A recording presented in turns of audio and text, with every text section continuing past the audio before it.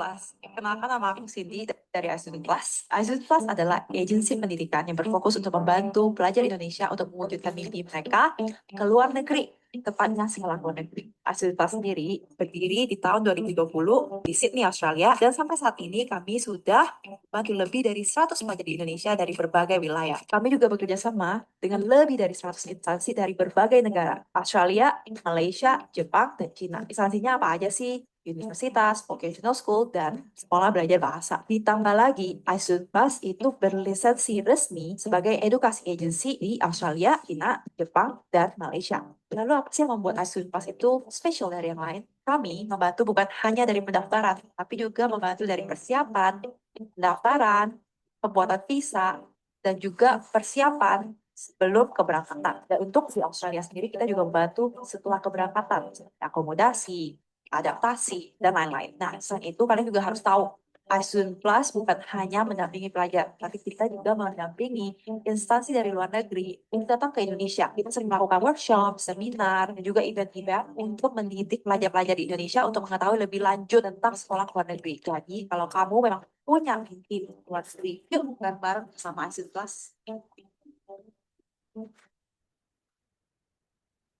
Di video ini aku mau menjelaskan lebih lanjut layanan utama dari iStudent Plus dan bagaimana sih kita membantu pelajar-pelajar dari Indonesia untuk mewujudkan mimpi mereka ke luar negeri. Yuk kita explore. Pertama, kita melakukan konsultasi pendidikan. Konsultasi pendidikan bukan berarti kita hanya memberikan informasi tentang sekolah, tapi kita juga membimbing lebih lanjut. Kamu itu bakatnya di mana? Kalau memang kamu bingung mau kemana, kita juga kasih guide. Kamu baiknya sekolah di mana, atau mungkin jurusannya apa, dan juga sesuai dengan budget yang memang kalian ada. Jadi kita bakal rancang plannya dari awal sampai akhir ya, bersama orang tua kamu yang pastinya. Kedua, kita juga melakukan persiapan bahasa. Nah, di sini kalau kamu memang mau datang ke Australia, biasanya kan memang harus persiapan bahasa Inggris. Misalkan kalau kalian pengen ke Jepang, kita juga ada persiapan untuk bahasa Jepang sendiri. Jadi di sini kita akan memberikan tips lebih detail bagaimana untuk persiapan IELTS misalnya, atau JLPT, ataupun HSK. Ketiga adalah school enrollment. Yang pasti di sini kita bakal mulai fokus dengan requirement untuk mendapatkan kesempatan ke universitas favorit. Karena setiap universitas pasti beda-beda ya requirement-nya. Nah, jadi di sini kita bakal mulai guide kamu apa aja yang perlu kamu siapin, nilai-nilainya harus berapa, dan yang pasti kemampuan bahasa kamu itu harus sampai mana untuk bisa masuk ke sekolah favorit kamu. Keempat, visa assistant. Di sini kita bakal mulai fokus dengan persiapan pembuatan visa. Ini bakal sedikit mirip dengan school enrollment, tapi ini ditujukan kepada imigrasi dari negara yang memang kamu mau pergi sekolahnya ya. iStudent Plus sendiri punya kerjasama dan direct informasi dari imigrasi Australia karena memang kita berlisensi resmi untuk membantu anak-anak dalam hal proses imigrasi. Jadi kalian nggak perlu pusing dan proses ini very straightforward dan kita mau make sure semua anak-anak yang memang menggunakan jasa kita itu nggak bingung. Kelima, pre and post departure support. Untuk anak-anak biasanya apalagi yang belum pernah ke luar negeri, yang pasti bakal deg-degan ya, harus pergi ke luar negeri, sekolah di tempat yang baru. Nah, di sini kita akan membantu anak-anak untuk make sure mereka semua itu ready ya. Kita harus persiapkan dokumen apa aja yang perlu dibawa, baju-bajunya sesuai dengan musim, juga persiapan akomodasi sebelum kalian nyampe udah tahu tempat kamar kalian di mana, apa aja yang perlu kalian bawa dari Indonesia misalkan. Dan juga setelah post departure, kita juga akan membantu anak-anak untuk beradaptasi lebih lanjut seperti pembuatan bank, pengertian dalam pembuatan teks misalnya di Australia, dan juga untuk networking yang misalnya seperti beradaptasi dalam orientasi di sekolah. Jadi kalau memang kalian ada pertanyaan lebih lanjut, yang pasti kita bisa bantu. Yang keenam,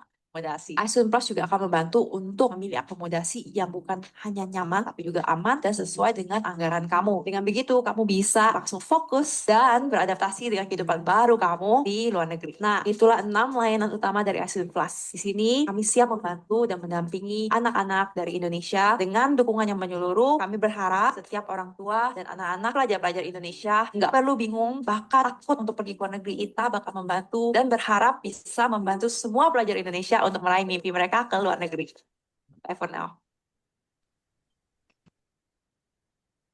Step by step gimana iStudent Plus membantu kamu kuliah di luar negeri. Hari ini aku mau menjelaskan lebih detail bagaimana iStudent Plus membantu pelajar Indonesia untuk persiapan kuliah ke luar negeri. Yang pertama, konsultasi awal. Di konsultasi awal ini kita akan diskusi minat kalian di mana, pengen ke negara mana, dan tujuannya ke luar negeri itu apa. Nah, dari diskusi ini kita akan memberikan rekomendasi terbaik sesuai dengan minat dan juga anggaran. Oh, Kedua, pemilihan jurusan program dan kampus. Nah, setelah cocok, kami akan membantu menentukan kampus-kampus apa sih yang bagus dan program yang tepat. Kita biasa akan memberikan beberapa pilihan, sehingga yang sendiri Jadi juga akan dapat apa sedikit yang buat gambaran mana sih mesin yang cuci itu apa? sesuai Iya, iya, iya. Nanti kami apain, Ma? Tinggal dengan Iya, nanti kami apain, Ma? dengan untuk sekolah. Nah, di sini Nah, udah pergi lah, Ma.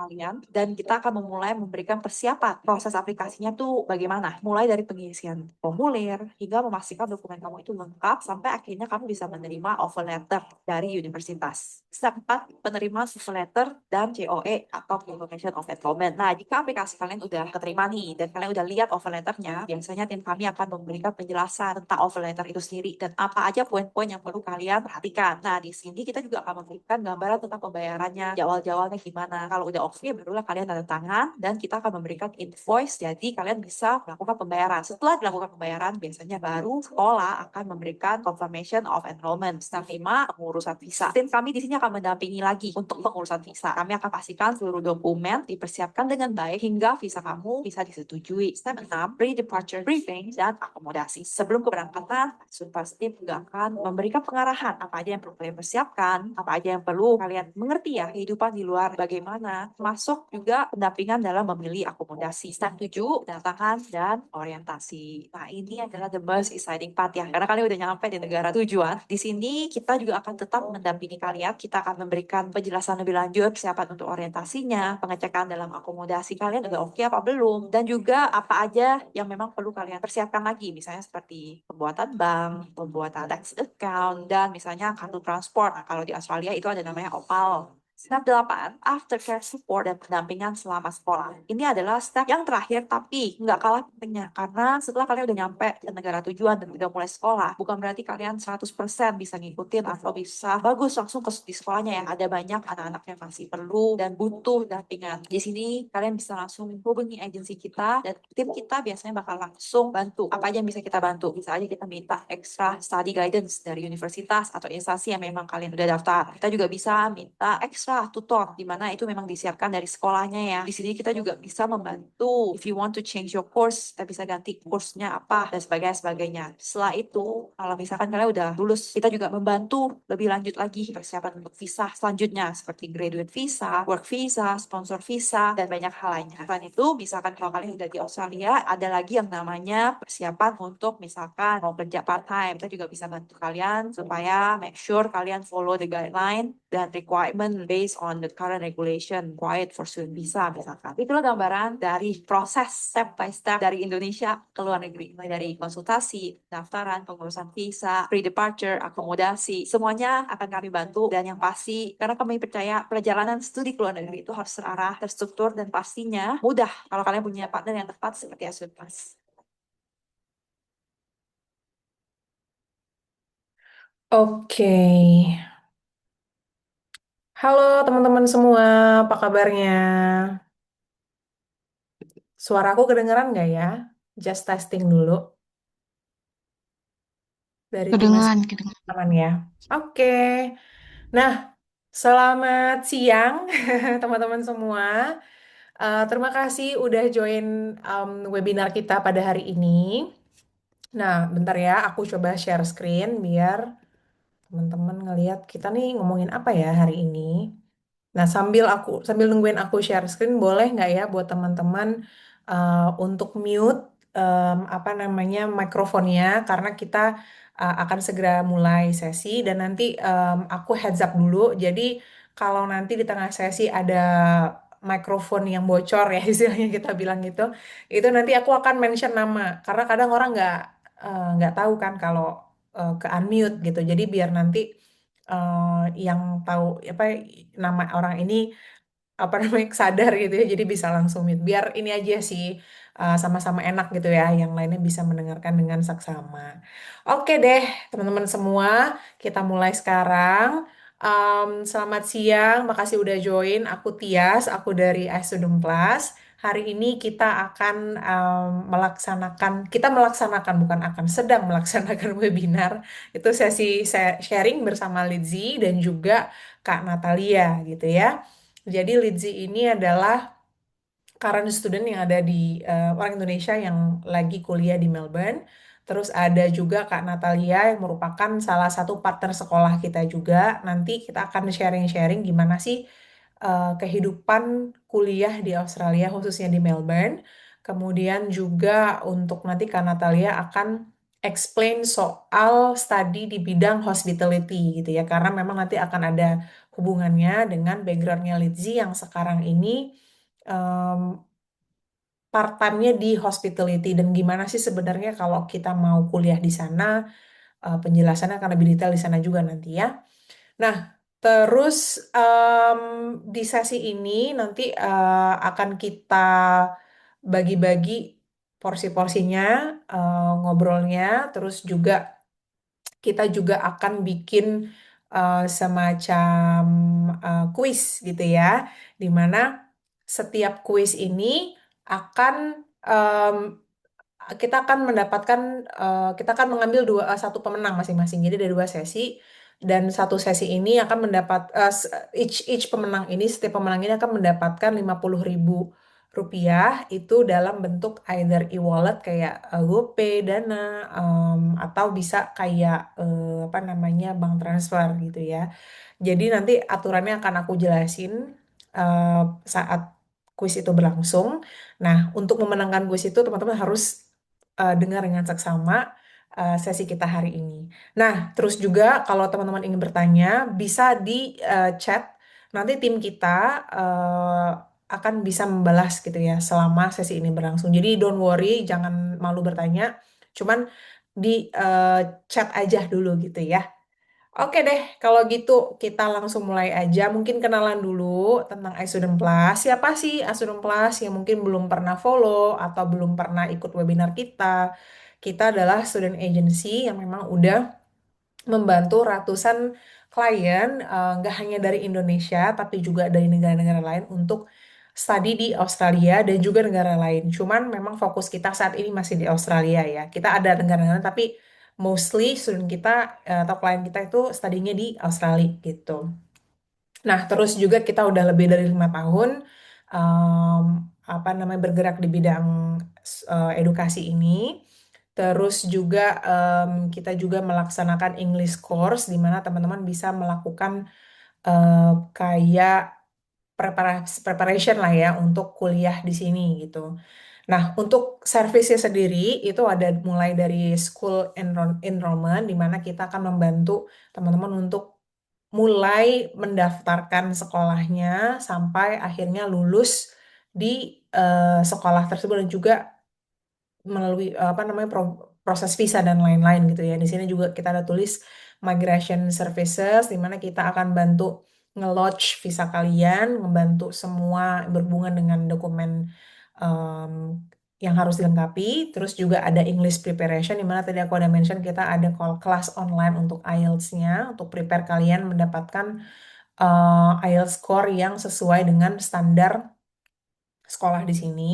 Kemudian kita akan juga membantu pre and post departure di mana kalian dari sebelum berangkat sampai kalian kuliah dan lulus itu semua kita bantu.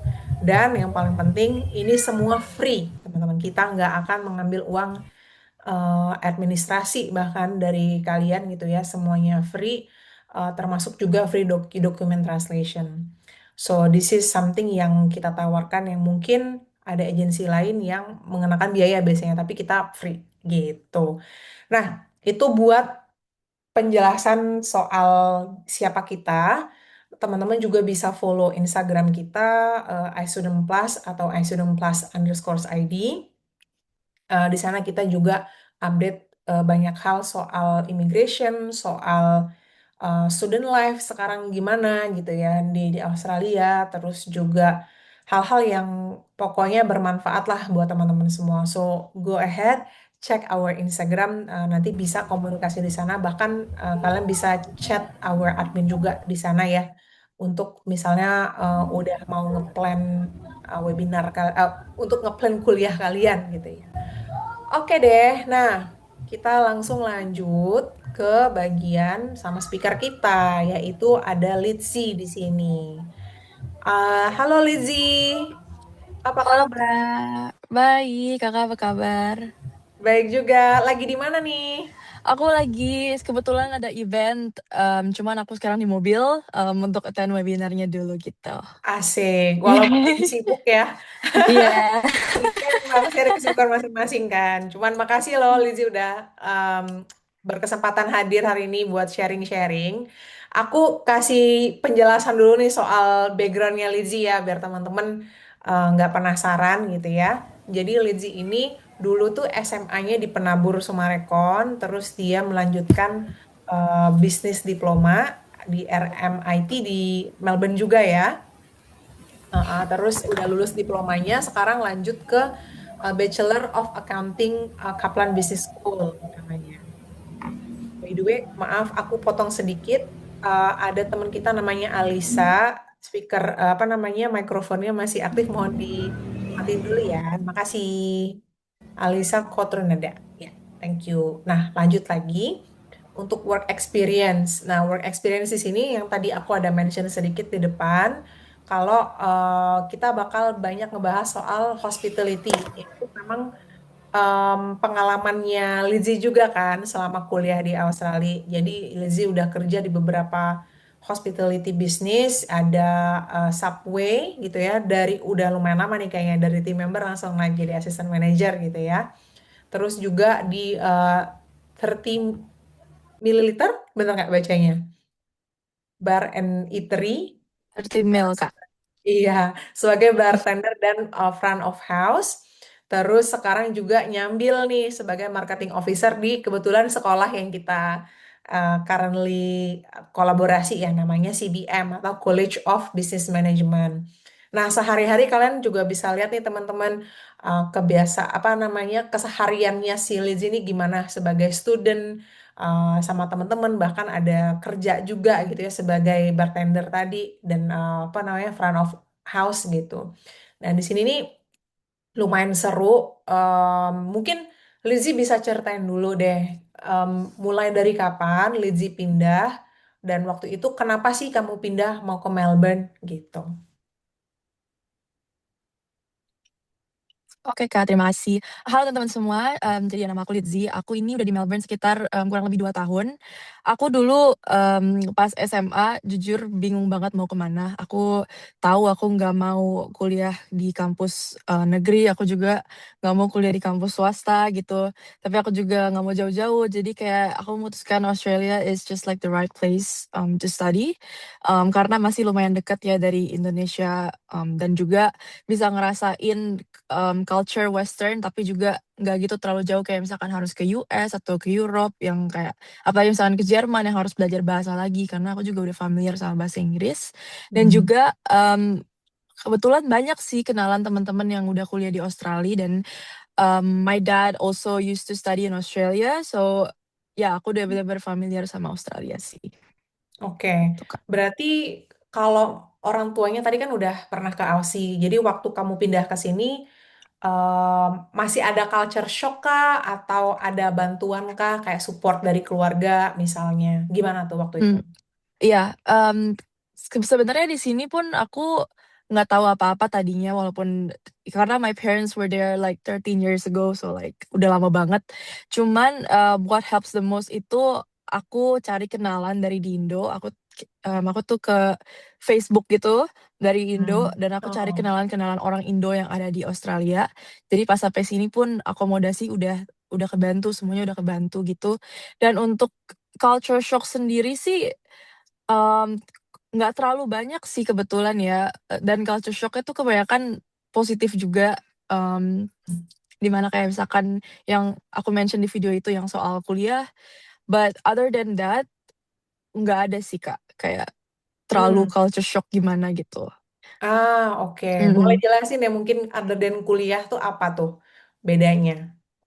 Mmm, maksudnya gimana Kak? Sorry Kak, Ya tadi kan mau bilang mhm, ada culture shock nggak banyak, tapi soal mhm, kuliah ada iya. yang gimana tuh? Kalau kuliah tuh, jadi yang aku tahu di Indo teman-temanku semuanya tuh kalau kuliah dia bisa seminggu masuk 5 hari gitu ya. Full dari pagi sampai sore dan waktu masuk sini tuh aku bener-bener kaget di mana kelas aku tuh cuma 2 hari dan aku tuh bisa pilih mau jam berapa aja terserah. Terus juga, mmm, in terms of like attendance, kalau misalkan memang kita telat masuk kelasnya karena ada suatu hal alasan lain apa yang mereka nggak perlu tahu pun nggak masalah gitu, asalkan karena at the end of the day it's just like us, apakah kita mau belajar atau enggak gitu loh. Jadi mereka di sana tugasnya hanya ya membantu guru tuh dosen itu cuman ngajarin aja, tapi balik lagi ke kita yang gimana mau ngeresponnya gitu. Oke Mhm. oke. Jadi lumayan nggak micromanagement lah ya istilahnya kalau Iya, istilahnya ya. Jadi mhm, dikasih kebebasan, bahkan banyak flexibility juga, di mana di situ yang aku tahu kebanyakan orang datang ke sini pun karena adanya perbedaan ini gitu loh, sistem pembelajarannya. Jadi bisa pakai waktunya, flexibility-nya buat kerja part-time, atau misalnya ada yang udah berkeluarga bisa ngurusin keluarganya, mungkin gitu ya. Nah, terus tadi kan Litsi datang ke sini, terus balik lagi ke poin yang tadi ya, ada bantuan dari keluarga, terus juga pergi ke Facebook buat nyari akomodasi. Nah, karena tema hari ini kan kita tuh pengen tahu surviving di Australia itu gimana sih sebagai student gitu ya, apalagi teman-teman yang mungkin belum pernah ke sini gitu. Nah, kalau nyari akomodasi, gimana tuh, Litsi? Kamu ceritain iya deh. Kak. Mm-mm. Jadi sebenarnya ada 3 platform utama, itu kita ke website real estate, tapi menurut aku itu sangat sulit kalau misalkan baru nyampe di Australia. Kedua itu ada aplikasi namanya Flatmates. Jadi kita kan international student baru nyampe, belum kerja gitu, pasti nggak mau akomodasi mahal-mahal. Dan kita harus willing untuk sharing sama orang lain gitu. Kalau misalkan memang kalian mau sendiri, it's okay. Tapi I think it's a good idea to share karena rent itu salah satu pengeluaran paling mahal di sini ya. Karena rent aku sendiri itu $800 per bulan dan itu udah murah banget dan aku bener-bener tinggal di tengah-tengah city, so it's very convenient. Jadi bisa cari di aplikasi Flatmates, nanti jadi kita tuh bakal tinggal bareng orang gitu. Tapi ya balik lagi kalau aku ini personally, aku recommend kayak di Facebook itu ada grup namanya Melbourne Accommodation or like, Indo Melbourne. Itu orang-orang Indo itu saling, apa namanya, ngebantu gitu nyari akomodasi. Mereka ngepost kalau misalkan emang tempat mereka tuh, mereka ada kayak ruangan buat kita gitu loh, dan itu biasanya lebih murah juga, and it's also good to live with another like Indonesian, karena ya kita jadi kalau misalkan aku kerja nih pulang ke rumah kan nggak enak ya kalau nggak ada siapa-siapa gitu, atau misalkan orang asing gitu. Enak gitu kalau pulang orang Indo, jadi rasanya tuh nggak terlalu homesick gitu, Kak, Oh ya, gitu. familiarity ya, Iya, familiar gitu kayak mmm, feel like home.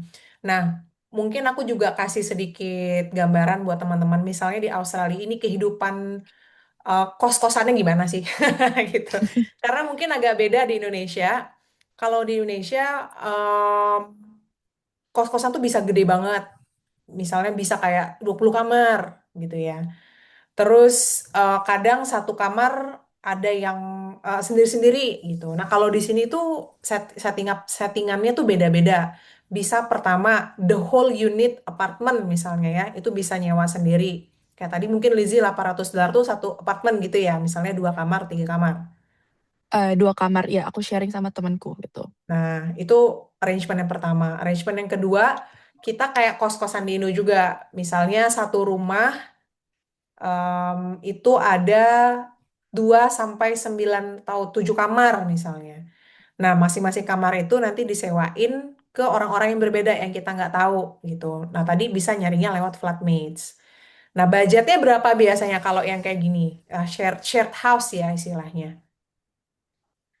Jadi kalau shared house, kalau aku kebetulan, aku nih lewat real estate, aku udah pindah, jadi aku nyari the whole unit sendiri yang dimana itu 2 kamar, 1 kamar mandi, itu fullnya aku bayar 2.800. 2.800 tuh the whole unit, dan aku, share ke temen-temenku, jadi aku tinggal dengan 2 temen yang berbeda, jadi kita bagi 3 aja gitu. Jadi makanya Oh, jadi 1 bulan tuh bahkan aku cuman bayar 700 gitu loh.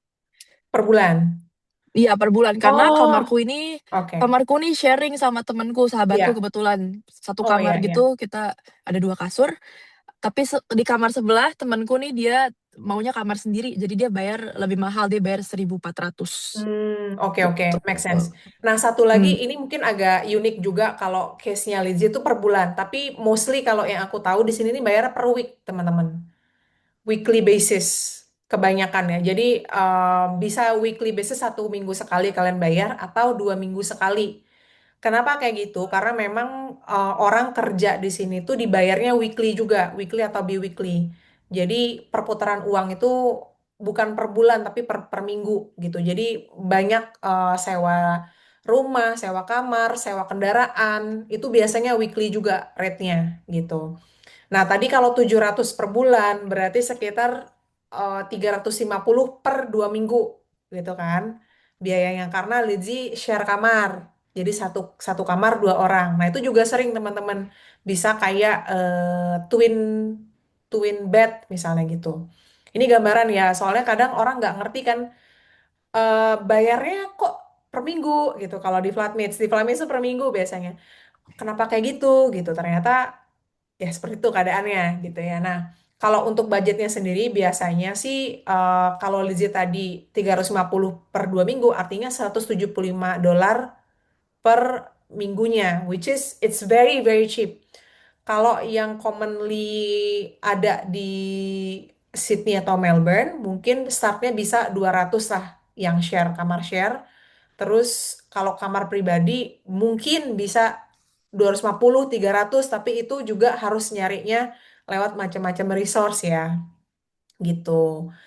Nah, itu buat accommodation. Nah, nanti teman-teman bisa tanya di kolom komentar atau kolom chat, ada apa aja nanti kita bisa bahas lagi. Kita akan pindah ke pertanyaan-pertanyaan selanjutnya gitu ya, one by one. Oke, nah tadi kan kita udah part akomodasi, terus juga Lizzie, karena itu kan di awal ya, pas baru pindah kan penting banget kita mau tinggal di mana gitu. Em, ya first of all kita harus cari tempat tinggal dulu baru bisa settle down. Nah, waktu kuliah nih dari awal, Lizzie fokusnya apa? Apakah langsung cari kerjaan part-time, nyambil gitu ya? Apa memang kuliah dulu, settle down, baru nanti bisa lanjut nyari kerja? Oke, Kak. Aku kebetulan saat itu lumayan ambis. Jadi 2 minggu pertama aku fokus untuk adjust dengan lingkungan sekitar. Terus aku mulai tanya-tanya ke sana sini temenku kayak gimana kalian nyari kerja gimana. Dan itu dari minggu ketiga aku udah mulai ke restoran aku drop CV satu-satu terus aku online di Indeed, Seek, Gumtree semuanya aku apply. Jadi aku lumayan cepet sih aku bisa dapat kerjaan dalam waktu kurang dari 2 bulan saat itu karena aku bener-bener walaupun ya CV aku waktu itu masih jelek banget ya, aku cuman naruh ekskul-ekskul di sekolah atau kayak bazar, aku pernah ikut bazar di sekolah. Tapi kalau misalkan kita mau ya drop CV habis itu kita ngomong, interaksi sama ownernya apa segala itu bisa keterima di kerja langsung gitu, Kak. Oke, sure, sure. Berarti memang harus gesit ya. Aku juga tahu beberapa orang di sini yang memang ketika nyampe mereka nyari akomodasi sambil langsung nyari kerja gitu. Kayak Lizzie lah sama gitu. Dan memang market apa ya istilahnya opportunity buat kerja itu banyak. Nanti mungkin kita akan sentil sedikit soal pekerjaan. Kita akan bahas lebih banyak soal pekerjaan. Mungkin kita fokus sama kuliahnya dulu gitu ya. Karena pekerjaan ini pasti akan lebih detail pertanyaan-pertanyaannya. Mungkin nih, pas kamu kuliah, gimana jadwal kamu sehari-hari nyambilin pekerjaan sama kuliahnya, tugas lah misalnya gitu ya, attendance, eh, komunikasi sama teman-teman di kampus gitu itu gimana?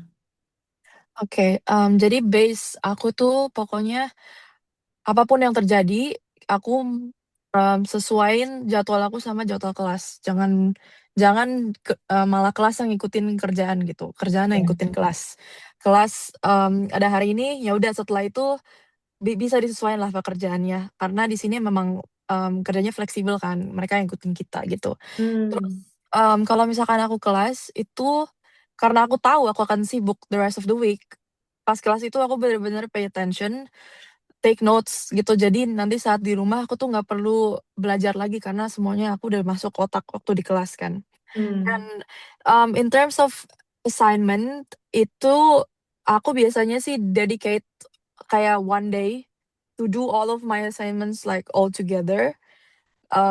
Biasanya aku pergi ke library, karena kalau ngerjain di rumah pasti nggak termotivasi, nggak akan aku kerjain. Jadi aku antara ke library atau ke kampus. Terus aku sih nggak sebenarnya untuk kayak kerja kelompok gitu di sini jarang ya, karena mereka tahu kita tuh sibuk, mungkin kerja kelompok di luar kuliah tuh agak nggak memungkinkan. Jadi kalau walaupun walaupun ada tugas-tugas yang ada sama teman-teman gitu, semuanya dikerjainnya sih di kelas sih, Kak. Jadi kayak kalau udah cabut kampus, ya udah cabut aja gitu. Paling ada assignment di luar itu, begitu. Hmm, oke. Terus kalau di luar pas kuliah nih mungkin kan tadi kamu lebih fokus sama kuliah dulu, jadwal kuliah dulu lah gitu ya, karena kan itu yang paling penting. Apa ya kira-kira dibandingkan di Indonesia yang perbedaannya juga soal perkuliahan yang teman-teman pendengar ini harus tahu? Oke. Kalau di Indonesia ini aku tahu banyak banget teori ya, bener-bener fokus sama teori gitu dan bisa panjang banget materi kuliahnya, terus harus nyatet banyak banget gitu. Kalau di sini malah kita dosennya tuh mempermudah lah slides-nya gitu. Jadi mereka akan ngasih resource nih. Jadi kita ngambil material dari buku ini sama source ini. Kalau kalian mau baca silahkan baca, tapi di kelas ini tuh mereka tuh udah rangkum semuanya gitu loh. Dan itu kebebasan mau kita baca atau enggak terserah, itu benefit kalian sendiri gitu loh. Jadi simple banget sih. Terus habis itu mereka ini banyak banget case study yang aku lihat. Jadi baru kayak misalkan satu topik pendek gitu langsung case study kita langsung diajak diskusi lagi karena at the end of the day it's all about practice kan. Kita harus kayak praktis kayak apa yang kita belajar gitu sih, Kak. Oke. Nah, ini penting juga nih soal practicality. Jadi di webinar-webinar kita sebelumnya, kita tuh ngundang beberapa sekolah yang memang em, kebanyakan diploma ya. Ada juga sih yang higher education. Tapi semuanya ini mementingkan soal practicality. Baik itu jurusannya hospitality atau itu jurusannya IT gitu ya. Pokoknya apapun jurusannya tuh practicality. Menurut kamu, untuk kamu ini jurusan bisnis dan sekarang ya accounting juga kan business school kan. Contoh dong gimana sih practicality yang kamu belajar dari sekolah sehingga kamu ngerasa nih di keseharian kamu di misalnya sekarang kan marketing officer juga itu ke-apply misalnya. Hmm. Kalau aku kan accounting ini kebetulan banyaknya pasti main angka ya. Terus setiap kayak ada case study gitu selalu kayak disuruh buka Excel, kerjain sekarang di Excel gitu loh. Dan itu menurut aku Excel tuh ya berguna banget ya di semua kerjaan pasti kepake dan ya waktu aku kerja ya aku udah familiar gitu loh sama Excel karena aku belajar di kampus gitu. Terus juga kebetulan kalau di Indonesia tuh aku mau nambahin ya Kak, kalau di Indonesia tuh kebanyakan mereka kayak organisasi-organisasi gitu kan Kak, kayak misalkan apa ya, perkumpulan-perkumpulan mahasiswa, terus mereka kayak Hmm. bikin event sosial gitu ya.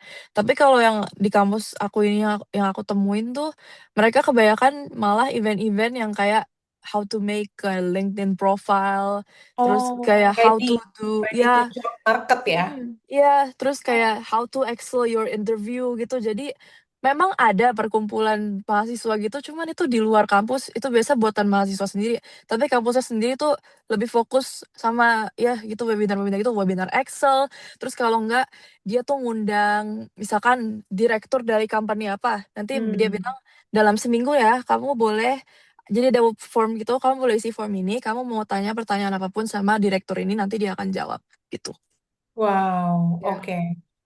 Bener-bener praktikal in a way kamu nggak perlu worry ketika lulus atau bahkan pas kamu kuliah, misalnya mau apply for job, kamu udah bisa pakai ilmu itu gitu ya. Ya, betul, Kak. Oke, that's great. Terus Em, kalau nah, dari kuliah apa lagi nih kira-kira yang perlu kita tahu, Lizzie? Hmm. Dari segi bahasa, pasti bahasa Inggris gitu ya. Atau mungkin challenge apa sih yang kamu dapatin ketika kuliah di sini?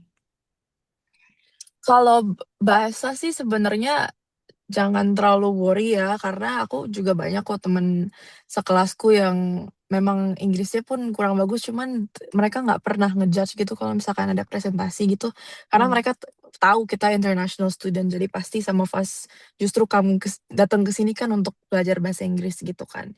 Terus untuk yang berbeda lagi sih, itu sih yang aku pernah sebut di post aku, kayak misalkan ya, aku waktu itu ada tugas, terus habis itu deadline-nya tuh mepet banget ya, Kak.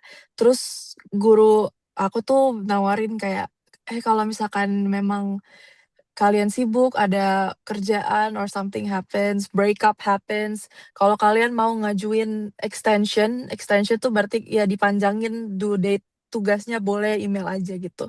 Segampang itu. Dia bilang, "I don't have to know what's the reason," kayak saya nggak perlu tahu alasannya apa. Saya tahu di hidup ini ada hal-hal terjadi gitu. Jadi kalau misalkan if you have any problem just let me know gitu. Wow, helpful Hmm, ya berarti. iya, helpful banget. Sangat helpful, tergantung dengan situasi dan kondisi si student ini gitu ya. As long Hmm. as kita juga open ke mereka, kebutuhan kita apa gitu ya. Oke, nah terus aku juga lupa nanya, waktu itu kenapa kamu ngambil bisnis? Oke. Sebenarnya aku juga walaupun aku sekarang study bisnis, dulu tuh saat aku lulus SMA, I don't have my life figured out juga. Aku kayak banyak student luar sana bingung mau jurusan apa. Jujur aku sempet emang mau kuliah, hospitality juga, tapi itu kayak saat itu aku ditawarin kampus yang mahal banget, jadi aku nggak mau ngambil gitu. Jadi, aku memutuskan untuk ngambil diploma dulu, itu kan, Hmm. daripada langsung bachelor. Bachelor itu kita udah komit langsung 3 tahun di jurusan itu, terus habis itu bakal ribet kalau misalkan mau ganti-ganti. Jadi aku maunya aku tuh datang dulu ke Australia, aku do short course, itu Hmm. 1 tahun doang diploma, aku kerja, aku belajar, aku lihat apakah aku suka atau enggak, dan akhirnya kan itu kurang dari setahun deh aku lulus diploma of business, baru deh aku kayak, "Oh iya, aku mau deh ngelakuin accounting," gitu, baru aku pindah ke bachelor. Karena sebenarnya pindah gitu juga, bukan pindah sih, kayak maksudnya lanjut ke jenjang bachelor tuh nggak susah juga, gitu. Hmm. Nah, ini mungkin yang perlu diketahui juga sama teman-teman yang belum pernah nonton webinar kita atau belum pernah tahu soal edukasi di Australia. Di sini tuh banyak banget opsi sekolah yang starting from diploma, kita bilangnya. Jadi D3, D4 kita bilangnya level 3 gitu ya. Certificate 3, certificate 4, banyak banget. Nanti kita jelasin di sana sama pihak sekolah yang join hari ini ada Kak Natalia. Nah, itu fokusnya adalah lebih ke exposure ke practicality. Jadi orang-orang di sini lulus dari diploma ini harapannya bisa langsung terjun ke lapangan melakukan apa yang mereka bisa lakukan sesuai dengan jurusannya tadi gitu loh. Nggak mesti bachelor, nggak mesti S1 dan dengan adanya sertifikat ini pun ini sangat membantu misalnya childcare webinar kita sebelumnya itu dengan sertifikat itu kalian bisa daftar pekerjaan dengan mudah. Jadi udah tahu, oh orang ini udah pernah ada pengalaman di bidang childcare, udah ada eh, internship misalnya. Karena kan pas kuliah ada practical ininya learningnya juga. Nah, di sini tuh banyak yang seperti itu. Cuman kalau kalian mau jenjangnya lebih naik lagi, itu juga bisa naik ke tadi Mas ke bachelor misalnya S1, terus bisa naik lagi S2. Nah, dengan adanya sertifikasi yang lebih banyak lagi ini sangat diapresiasi sebetulnya ya kalau di Australia. Jadi teman-teman nggak perlu bingung soal hal ini. Kalau mau tahu lebih detail juga, misalnya Kak, aku tuh udah ada S1, bisa nggak terjun ke diploma gitu ya, turun. Itu sebenarnya case by case. Kalian bisa chat juga ya di kolom komentar atau kolom chat. Nanti tim kita bisa bantu jawab. Atau kalian kalau mau nanya lebih detail lagi bisa chat ke WhatsApp kita juga. Jadi tahu kita bantu kemana nih gitu perjalanan kalian untuk goals karir kalian ke depannya gitu. Oke, balik lagi ke Lizzy. Nah, sekarang kita mulai ke day to day life-nya Lizzy ya. Kalau sehari-hari itu gimana Lizzy untuk nge-save money atau expense dulu deh, daily expense atau pengeluaran atau mingguan mungkin ya nggak perlu daily, mingguan tuh gimana biasanya Lizzy ngaturnya gitu. Oke.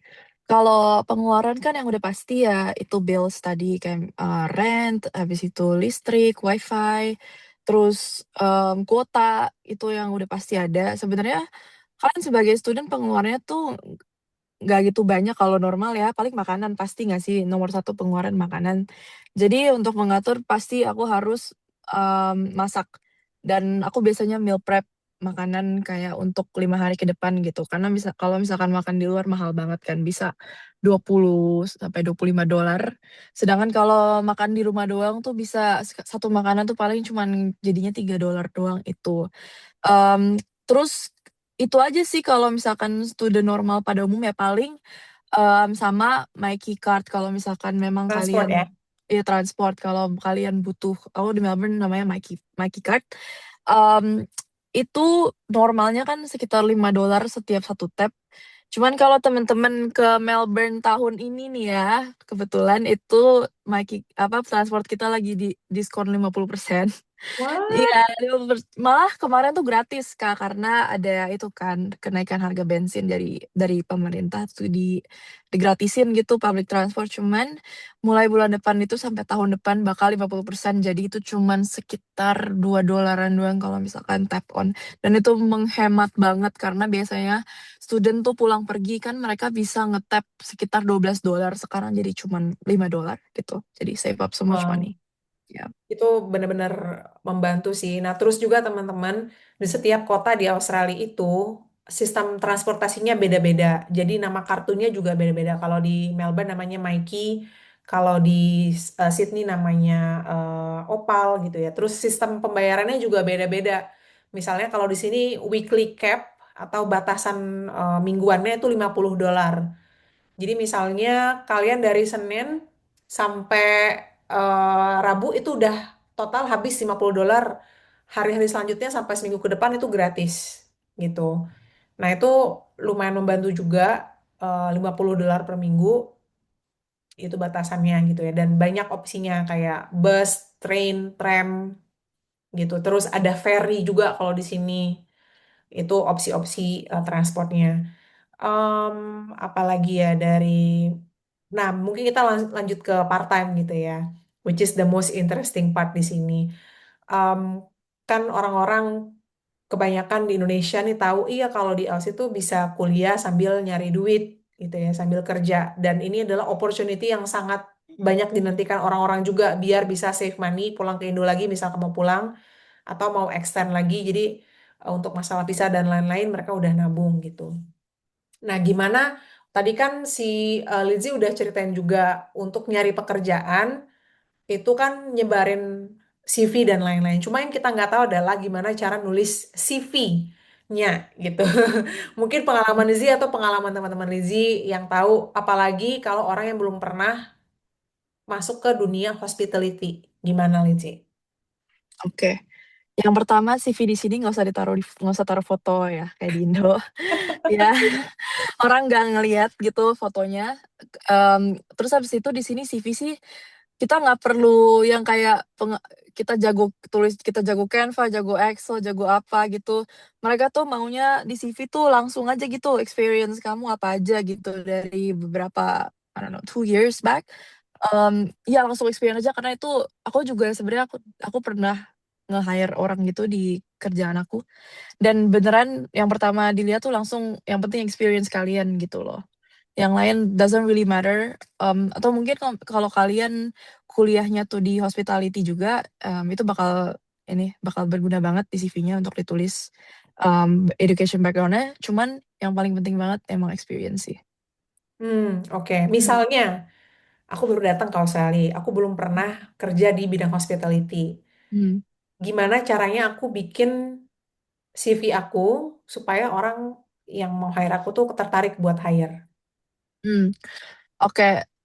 pasti kalian ada lah apa namanya experience waktu SMA organisasi atau apa.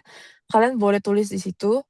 Cuman kalau aku sih dulu jujur employer aku tuh memang baca aku punya experience. Cuman itu lebih ke kalau kita drop CV gitu ya, terus habis itu kita ketemu employer-nya, kita ketemu bosnya, gimana caranya kita ngomong sama mereka gitu, bikin mereka tertarik kalau kayak terus habis itu kan mereka bisa ngebaca personality kita nih kayak apa nih. Misalkan aku nih bubbly gitu, aku jago ngobrol, aku ramah gitu. Jadi bosnya bisa apa ya, dari situ dia menentukan apakah mau hire kita atau enggak. Tapi kalau misalnya kita datang ke resto gitu, kita drop CV terus kita malu-malu, nggak ngomong apa-apa gitu dan mereka pasti kayak nggak mau hire gitu sih Hmm. untuk awal-awal. Jadi lebih fokus ke skillnya juga, Mhm. misalnya pengalamannya bukan di bidang itu ya, bidang hospitality, tapi Mhm. apakah ada bidang pengalaman kalian yang berhubungan dengan customer service misalnya kan? Mhm. Misalnya kalian bantu event organizer karena dulu ikut komunitas apa gitu ya. Nah, pengalaman itu tuh yang ditaruh gitu ya skillnya. Jadi orang pun bisa tahu, oh orang ini pas ikut event dia nge-manage misalnya administratif atau dia nge-manage penerimaan tamu gitu ya. Itu kan ada bagian dari hospitality-nya gitu ya. Oke, that's a good thing actually. Nah, terus kalau buat nyari kerja tadi Lizzie juga udah bilang apa namanya website atau loker-lokernya itu bisa cari di mana aja. Mungkin bisa ulangin lagi Lizzie. Oke. Beda-bedanya apa-apa aja gitu. Oke. Website itu sebenarnya Indeed sama Seek itu sama aja. Itu sama kayak di Indo sih. Terus abis itu aku sih dulu juga cepet nyari kerja tuh dari Facebook juga, Kak. Gimana tuh Facebook kalau di Facebook? banyak yang ngepost gitu kayak nyari ini terus mereka biasanya butuhnya tuh urgent kalau di Facebook. Chat-chatin aja semuanya. Terus tips aku yang aku selalu bilang ke semua teman-teman aku kalau misalkan apply job online, ada banyak banget loker, terus mereka pasti baca kan, mereka tuh harus bisa ini. Selama itu bidang yang kalian bisa lakuin, apply aja semuanya, mau tulisannya 2 years experience, 3 years experience, kalau nggak punya experience, apply aja. Dan nggak usah misalnya ada satu loker ya, nggak usah overthink overthink kayak, "Satu loker ini harus gimana ya?" Gitu. Udah langsung apply aja semua Ya, sama CV kalian. Mungkin kalian apply 100 mungkin dapat 5 interview, itu udah bagus banget, gitu. kompetisinya gede soalnya kan. Banyak Iya. yang di posisi Lizzie juga kan. Mhm. Yang baru datang. Bahkan kan kompetisinya tuh bukan hanya student, tapi ada WHV kan. Orang-orang yang datang ke sini buat ngambil pengalaman kerja gitu. So yeah, I agree with Lizzie. Kalau mau em, daftar, langsung aja, jangan dipilih-pilih gitu, jangan banyak pilih. Tapi kalau memang bagus sih kayak Lizzie kan, bagus banget dapatnya Subway Australia. Artinya kan ini brand yang kita udah dengar udah tahu gitu. Nah, waktu itu berarti kamu banyak banyak apply, terus banyak panggilan juga gitu. Tinggal pilih ya di end of the day, bener nggak? Sebenarnya ya panggilan nggak gitu banyak, pasti aku bilang kayak misalnya 100 apply 5 gitu loh. Terus kalau misalkan, aku sih jujur dulu juga aku tuh nggak inget aku apply di Subway saking aku tuh beneran yang kayak, "Aduh apply," gitu, kayak tiba-tiba dapet panggilan interview gitu loh. Hmm, oke. Nah, terus kalau pengalaman teman-teman yang lain yang Lizzie tahu, apa yang bisa kita dengar, yang bisa kita jadiin informasi yang bermanfaat lah soal nyari part time di sana. Nyari part-time, karena kita tuh orang Indo ya, terus misalkan, teman-teman memang baru nyampe gitu, itu boleh langsung mulai, apply di restoran Indo dulu, gitu. Biar Di mudah ya Ya biar transisinya. mudah, Biar biasanya ada karena pengalaman dulu lah. bener, karena dulu aku pernah pertama kali yang aku kerja tuh, itu aku cuma dapat 2 shift doang, dan abis itu aku nggak pernah dipanggil lagi, cuman itu resto Indo dan aku dengar dari temenku kayak, "Oh iya resto ini tuh baik banget, dia tuh sebenarnya tuh cuman manggil student-student yang baru banget nyampe, itu buat kayak ngerasain kerja biar mereka tuh bisa ada bayangannya, habis itu, ya udah kita bisa cari tempat lain." Sebenarnya mereka nggak hiring, cuman karena mereka orang Indo aja, sesama orang Indo gitu kan, baik, jadi gitu deh. Oh wow, ternyata Mm-mm. banyak orang yang mau nolong juga ya. Mm-mm. Oke, nah ini ada nggak Lizzy punya kasih tips tertentu lagi buat apa ya orang-orang yang belum pernah keluar negeri, baru nyampe ke Australia, hal apa sih yang perlu di assess? Mungkin sebelum datang deh, sebelum datang mempersiapkan apa dulu nih supaya pas settling in itu bisa lebih mudah adaptasinya. Sebenarnya cuman satu sih Kak, bahasa Inggris. Bahasa Inggris itu kalau kita aku kan nyampe saat itu aku harus harus beli SIM card, aku harus ke bank, aku harus bikin TFN, aku harus nelfon apakah yang buat TFN itu nelfon biar cepet-cepet dapat. Kalau nggak bisa bahasa Inggris itu nggak bisa dapat secepatnya dan nggak bisa lanjut gitu loh untuk nge-apply kerja, untuk kuliah gitu repot. Jadi communication skill itu ngebantu banget buat adjustment ya. Hmm, hmm, hmm, Agree hmm. banget sih. Nah, nextnya ini ya, kita bakal bahas soal industry insight soal hospitality di Australia. Karena memang yang akan kita bahas habis ini kan dengan pihak sekolah CBM yang memang menawarkan course hospitality. Mungkin teman-teman di sini ada yang dari Bali yang udah kerja atau sekolah perhotelan, atau dari daerah-daerah lain gitu ya, yang memang mereka mau terjun ke dunia hospitality tadi gitu ya. Nah, aku kasih gambaran industry insights gitu ya. Kenapa hospitality ini bisa jadi a great career starting point di Australia. Nah, pertama adalah tourism itu gede banget di sini dan diapresiasi gitu. Mungkin yang kita tahu kalau di Indonesia tourism gajinya apa istilahnya? Kalau di Indonesia tuh standar gaji UMR atau UMK gitu ya, atau mungkin bisa di bawah itu gitu ya. Di sini juga ada UMR UMK itu 24,9 dolar kalau nggak salah per jamnya. Nah, dengan adanya kayak gitu, banyak orang yang memang apa ya tertarik untuk ngambil opportunity ini sambil kuliah, sambil kerja gitu. Dan di sini juga karena hospitality dan tourism ini gede, perputaran uang juga cepat. Jadi di bidang ini tuh ada sekitar 160 juta dolar kontribusi ke ekonominya Australia gitu. Dan ini merupakan opportunity yang bagus buat orang-orang yang baru mau mulai kerja di bidang ini gitu. Terus ada sekitar 900.000 orang yang currently employed di hospitality. Maksudnya bekerja di bidang ini. Ada hospitality, tourism, accommodation, food service, perhotelan gitu ya. Terus juga karena ini merupakan pekerjaan yang mudah, fleksibel juga hoursnya, ini opportunity yang bagus juga buat student dengan ada pathway yang memang lumayan bagus gitu ya. Pathway di sini maksudnya jalur karir kalian lah gitu.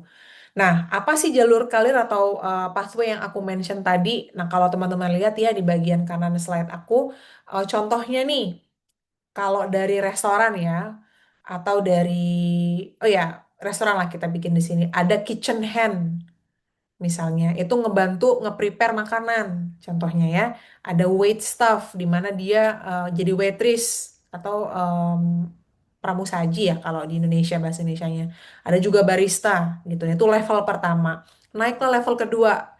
Kayak Lizzie kan awalnya masih kayak di depan kan, open gitu kan yang di apa namanya Subway kan. Kemudian naik jadi team leader, jadi associate biasanya. Nah, ini karir progres yang bisa kalian dapat juga atau bisa jadi supervisor. Baru nanti upgrade lagi bisa jadi restoran manager, jadi hotel supervisor gitu. Terus bisa naik lagi operation manager dan venue manager gitu. Baru nanti jadi business owner atau hospitality executive. Nah, kalau teman-teman apa namanya belum paham di sini, sebetulnya career progression ini tuh dilindungi oleh apa namanya oleh hukum, terus juga secara karir pathway itu juga maksudnya secara edukasi itu juga ada pathway-nya nanti akan dijelaskan sama Kak Natalia ya soal ini lebih detailnya seperti apa kalau kalian interested di sini. Nah, itu career progression secara general. Kemudian kenapa orang-orang mau di bidang hospitality? Ada yang memang kan panggilan diri sendiri gitu ya. Aku suka masak. Oh, aku suka apa namanya customer service, ngebantu orang. Atau memang oh ya aku dulu SMA-nya pariwisata, bisa dari situ. Terus juga kenapa orang banyak ngambil bidang ini memang karena opportunity-nya banyak banget yang tadi aku bilang ya. Karena entry level siapa aja bisa gitu loh untuk mulai dari bidang ini untuk kerja gitu. Dan kalian dengan adanya opportunity ini apalagi di Australia gitu ya. Kalau kalian pulang ke Indonesia mungkin bisa jadi suatu preposition yang bagus buat kalian. Dan kalau ada skill di bidang customer service, ini nih bisa ditransfer skillnya ini ke bidang apapun gitu. So don't worry about it. Nah, karena si Lizzie dan juga partner sekolah kita CBM ini berada di Melbourne, kita juga mau ngasih tahu beberapa info mengenai Melbourne. Kenapa sih di Melbourne? Ternyata Melbourne ini merupakan salah satu kota di Australia, bahkan nomor satu ya datanya, dan di nomor 5 globally sebagai top atau best student city gitu. Jadi best student city ini artinya bisa memberikan wadah buat teman-teman kuliah dengan nyaman dari segi dari segi edukasinya, dari segi livingnya gitu ya, tinggal di sana seperti apa, fasilitasnya apa. So ini udah well known juga ya teman, udah kita ketahui gitu ya. Terus juga di Australia, especially di Melbourne, ini nih banyak event-event yang memang selalu ada, berotasi lah istilahnya.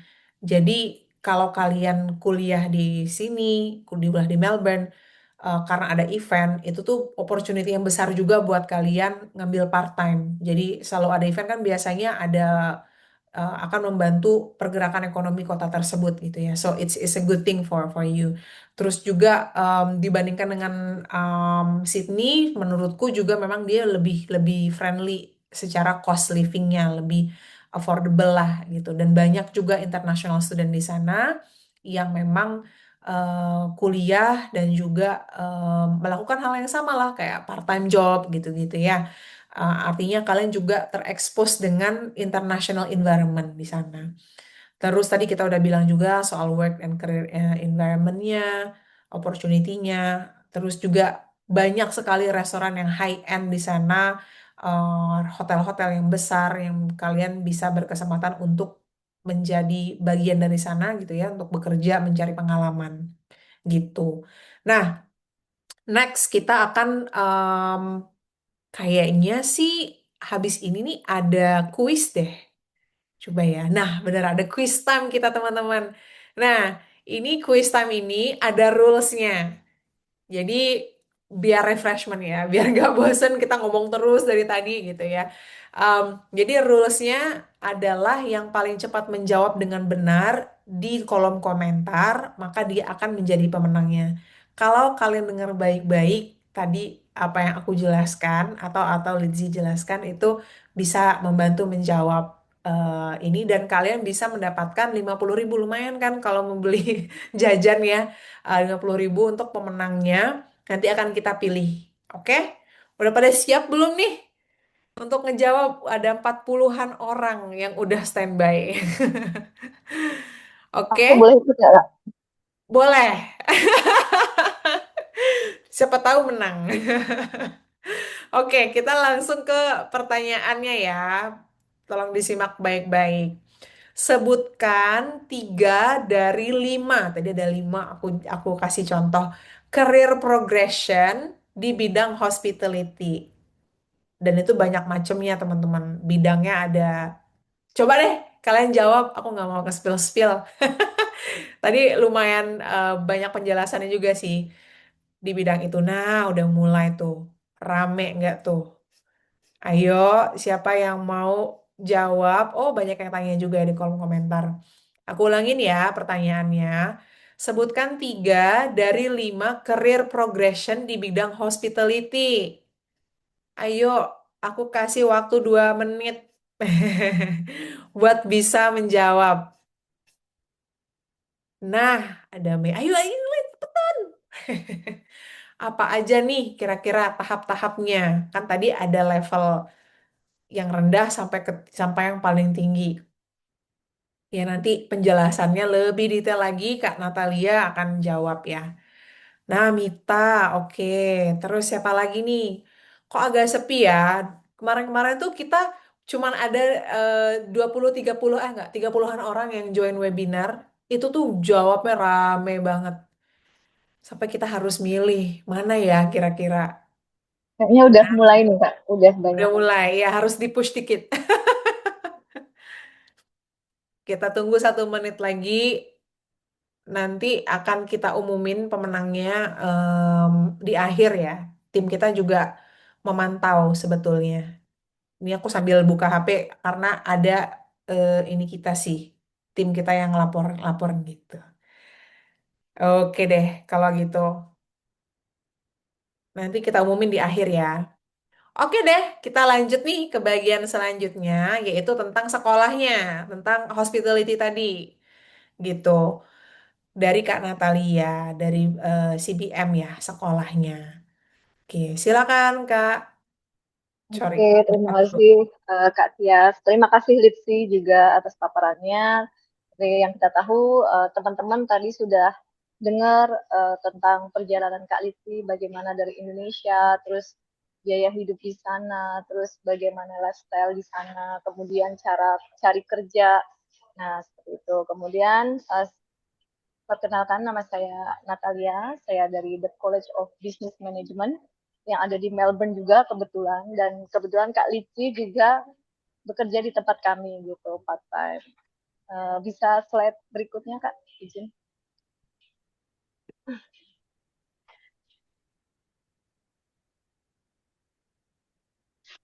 Bisa ke slide berikutnya Kak? Atau saya saja yang slide? Oke. I Nah, get it. kebetulan untuk Yang ini atau setelahnya? yang tadi sebelumnya. Nah, Ini ini maksudnya. adalah lokasi kita yang ada di Melbourne, yaitu kita ada di North Melbourne. Kebetulan kalau di kita juga masih masuk dalam free time zone, jadi kalau mau kemana-mana kalian bisa gratis gitu. Kemudian next Kak, saya akan I bikin get it. lebih You want to simpel study saja. commercial cookery, but you're also working and you're wondering, how do I fit it all in? And that's why you need to study at the College of Business Management. It's a perfect place for those who actually wants to learn, but also having a balance at work at the same time. We are actually very flexible with the class schedule. Oh, you have work on weekdays? Of course, we have weekend class. And don't worry about the tuition fee because we have monthly installments, so it won't be a burden for the students. Oke, nah itu tadi adalah video singkat tentang CBM. Kemudian kenapa sih harus join dengan kita? Karena kebetulan untuk college kita ini sudah 8 tahun berdiri. Kemudian kita inklusif dan well-researched environment, di mana teman-teman kita di sana itu dari berbagai negara, yaitu multicultural. Kebanyakan kita teman-teman dari Filipina, ada dari Hong Kong, ada dari Bogota, ada dari India. Nah, itu lebih diversity. Kemudian untuk dari kita sendiri, teman-teman itu nanti akan mendapatkan fast TAT atau offer letter dan COE dari kita. Jadi kita itu ada di maksimum di 24 jam gitu untuk bisa kalian mendaftar di tempat kita. Kemudian di tempat kami juga kita ada student retention atau care, di mana nanti kalau misal teman-teman nanti butuh akomodasi atau apa, nah kita bisa juga carikan bantu untuk akomodasinya. Kemudian next step adalah untuk sistem pembelajaran kita itu adalah di monthly intake. Jadi setiap bulan kalian bisa apply dan kelas juga akan bisa mulai gitu. Kemudian untuk kenapa salah satu kalian harus join ke kita, itu kita adalah flexible payment, di mana untuk paymentnya kita sendiri itu per bulan. Gitu. Dan satu lagi, kenapa kalian sekolah di Melbourne di college kami atau sekolah di college itu adalah yang seperti yang tadi Kak Lizzy sampaikan, yaitu kalian juga bisa part time. Itu yang menjadi unique selling dari kita, Jadi kenapa kalian harus sekolah di Melbourne atau di Australia? Nah, kayak gitu. Sebenarnya kalau sekolah itu di Australia kita ada jalur university, kita ada jalur college. Namun perbedaannya kalau college sendiri kita lebih banyak ke praktek dibandingkan teori. Untuk per minggu nih, per minggu tadi Kak Livi sampaikan 3 kali, biasanya 3 kali. Kita juga bisa 3 kali kalau di sekolah kita, atau kita bisa benar-benar fleksibel mengikuti dengan jadwal kerja kalian gitu. Bisa malah cuma misal Kak saya untuk minggu ini mau request 1 kali, nah itu bisa juga gitu. Untuk next step Kak, bisa di next lagi. Nah ini yang tadi sempat agak telat. disampaikan oleh Kak Livi juga. Ya, untuk cost living di sana kita ini juga berdasarkan dari Kak Lizzie juga tadi untuk estimasi monthly expense-nya dia ada di 1.500 sampai 2.000. Kemudian di sana itu ada minimum wage-nya atau untuk part time itu di $25 per hour gitu. Untuk maksimal part time di sana itu per 1 minggu itu ada di 24 jam. Kemudian untuk rent tadi seperti yang disampaikan Kak Lizzie itu ya kira-kira ada di 1.000. Kemudian untuk grocery per minggu itu ada 100, kemudian ada juga mobile plan seperti $40 per month, kemudian ada internet atau wifi itu di 30 per month, kemudian ada electricity juga itu $50 per month gitu. Jadi semua ini basically sudah tercover sih kalau kalian mau part time di sana, karena tujuannya dari college di sini biasanya untuk teman-teman yang di sana yang mau sambil kerja part time, kemudian juga teman-teman yang sudah selesai WHV terusan ingin cari kerja atau di sana atau cari sertifikat sesuai dengan bidangnya. Nah, itu benar-benar sangat disarankan di sana. Kemudian next Kak. My name is Jocelyn. I'm from the Philippines. CBM was offered to me by one of my previous colleges, telling me that they have one of the best professors here. It really doesn't matter for me if I go to university or colleges. I could go to university, but it's for me, it's more about environment and learning. I get to learn a lot here. That's why I chose CBM. Professors are lovely, especially Prof. Aman and Sonakshi. They're lovely people. Prof. Yeah. Here's our lovely professor. Hi. He's the one who's teaching us in our practical exam. My name is Amandeep Singh. I love teaching here. Yeah, I would definitely recommend CBM to who's planning to be a student here in Australia. Oke, itu tadi adalah student kita dari Filipina, kemudian kebetulan dia mengambil hospitality dan cookery yang ada di CBM. Boleh di next, Kak?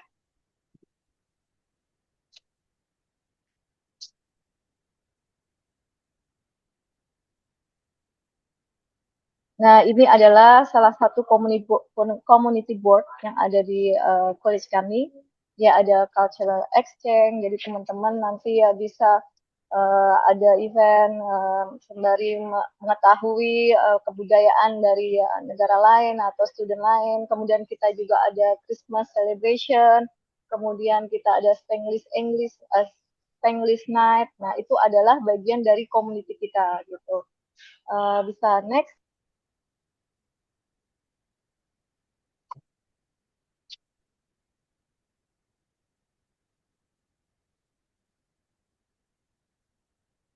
Nah, ini adalah package atau course offer dari kami.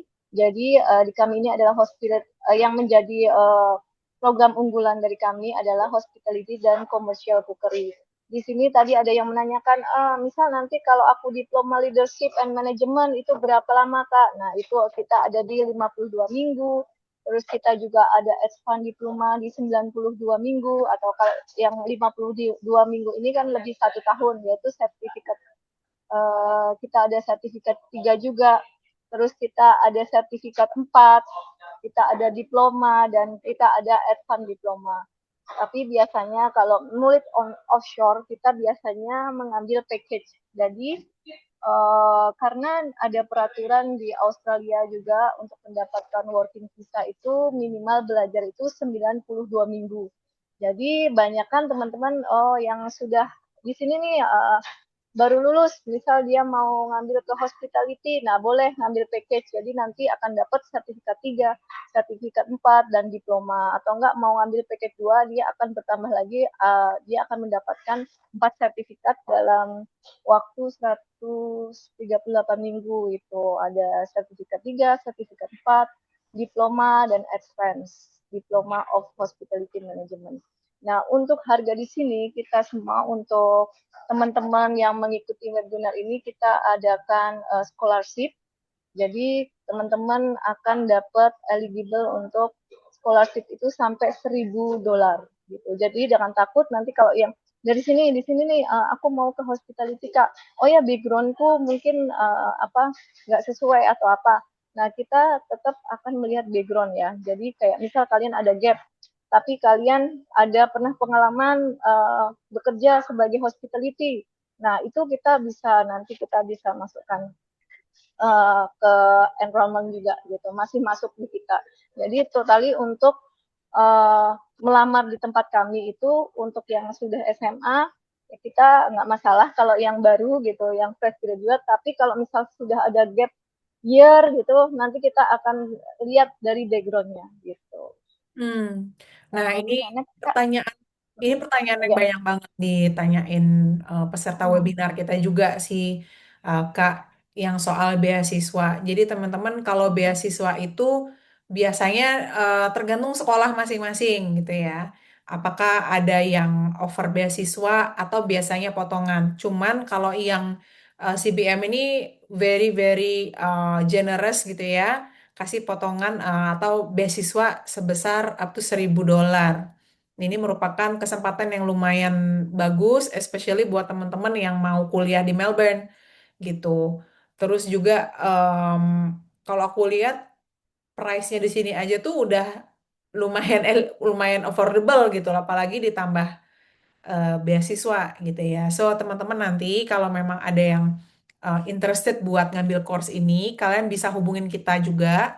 Kak, saya mau daftar nih di sini. Gimana proses beasiswanya? Jadi nanti akan kita jelaskan gitu ya. Dan yang paling penting adalah teman-teman harus lulus dulu visanya gitu, baru bisa eligible ke beasiswanya tadi gitu.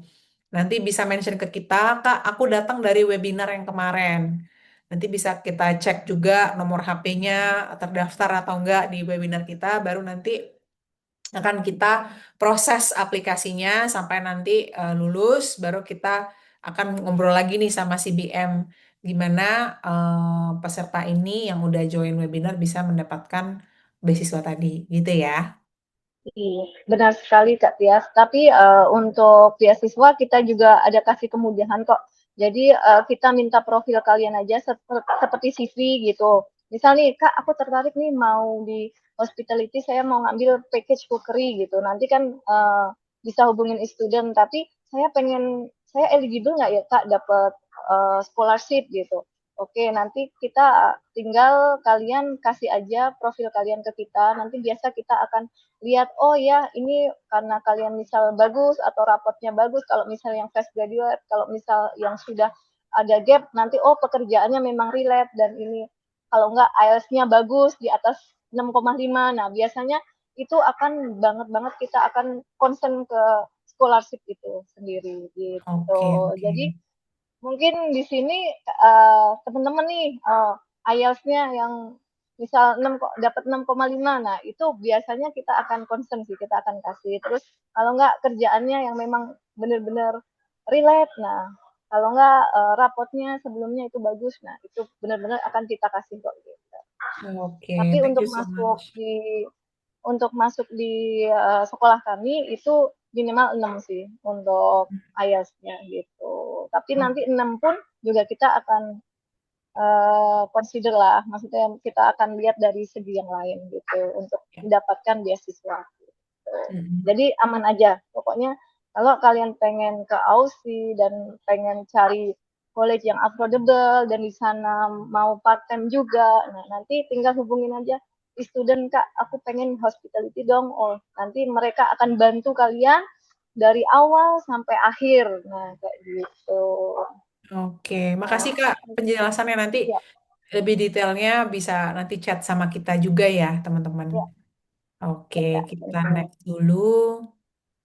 Eh, Mungkin next bisa. bentar ya. Oke.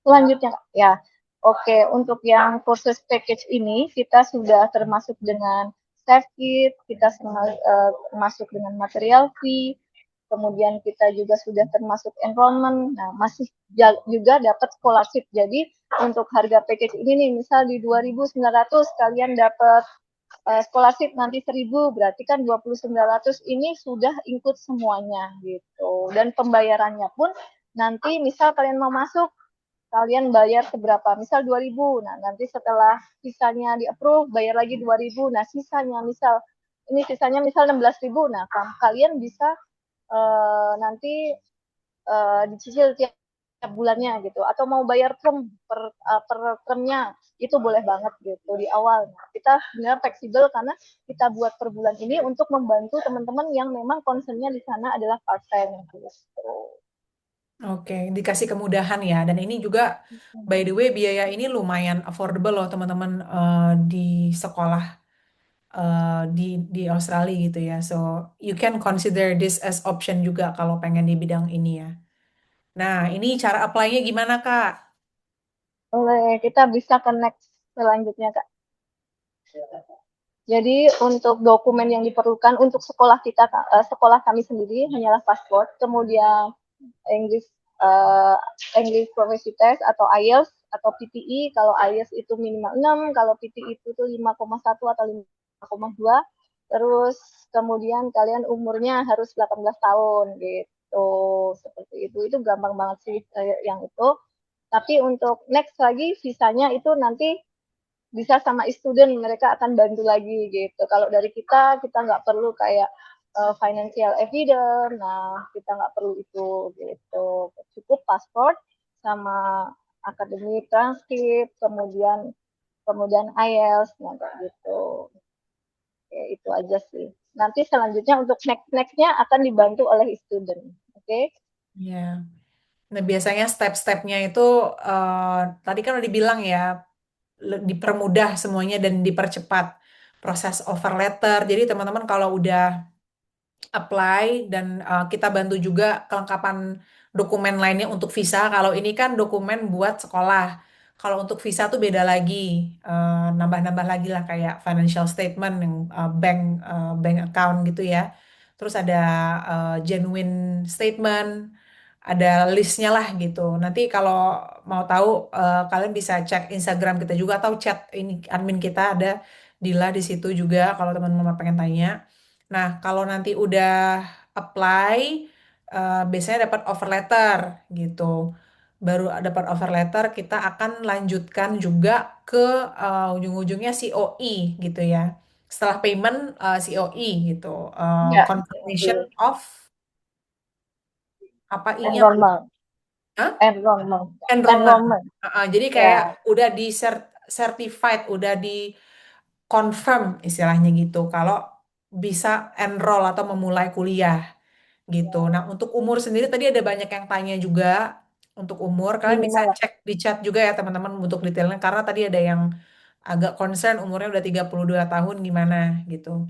Kalau di sini kita minimum 18 tahun umurnya ya, untuk sekolah ini. Terus juga udah selesai SMA at least gitu ya. Terus juga akademik skor untuk IELTS-nya itu 6 minimal gitu. Oke, ada lagi Kak yang ingin ditambahkan untuk syarat-syaratnya? Sudah sih Kak, itu aja. Kalau untuk maksimal umum sebenarnya kalau dari kita itu kan nggak ada kalau dari sekolah kita, tapi kita menyesuaikan lagi dengan visanya sih Kak, agar granted kalau sesuai dengan kedubes di Indonesia Oke, gitu. oke. Gitu. Nanti bisa tanya-tanya dengan student yang bagian mahir di visanya. Gitu. Boleh. Nah, karena tadi soal bertanya, oh ini belum belum sebelum selesai. Ini buat follow ya teman-teman, buat CBM, Instagramnya cbm.melbourne gitu ya. Terus kalau Facebook page-nya ada The College of Business Management, yang kalian juga bisa nih apa namanya pakai QR code di sini untuk masuk ke apa namanya Facebook atau Instagram. Bisa lihat programnya apa aja, keseharian studentnya gimana di sana gitu ya. Oke.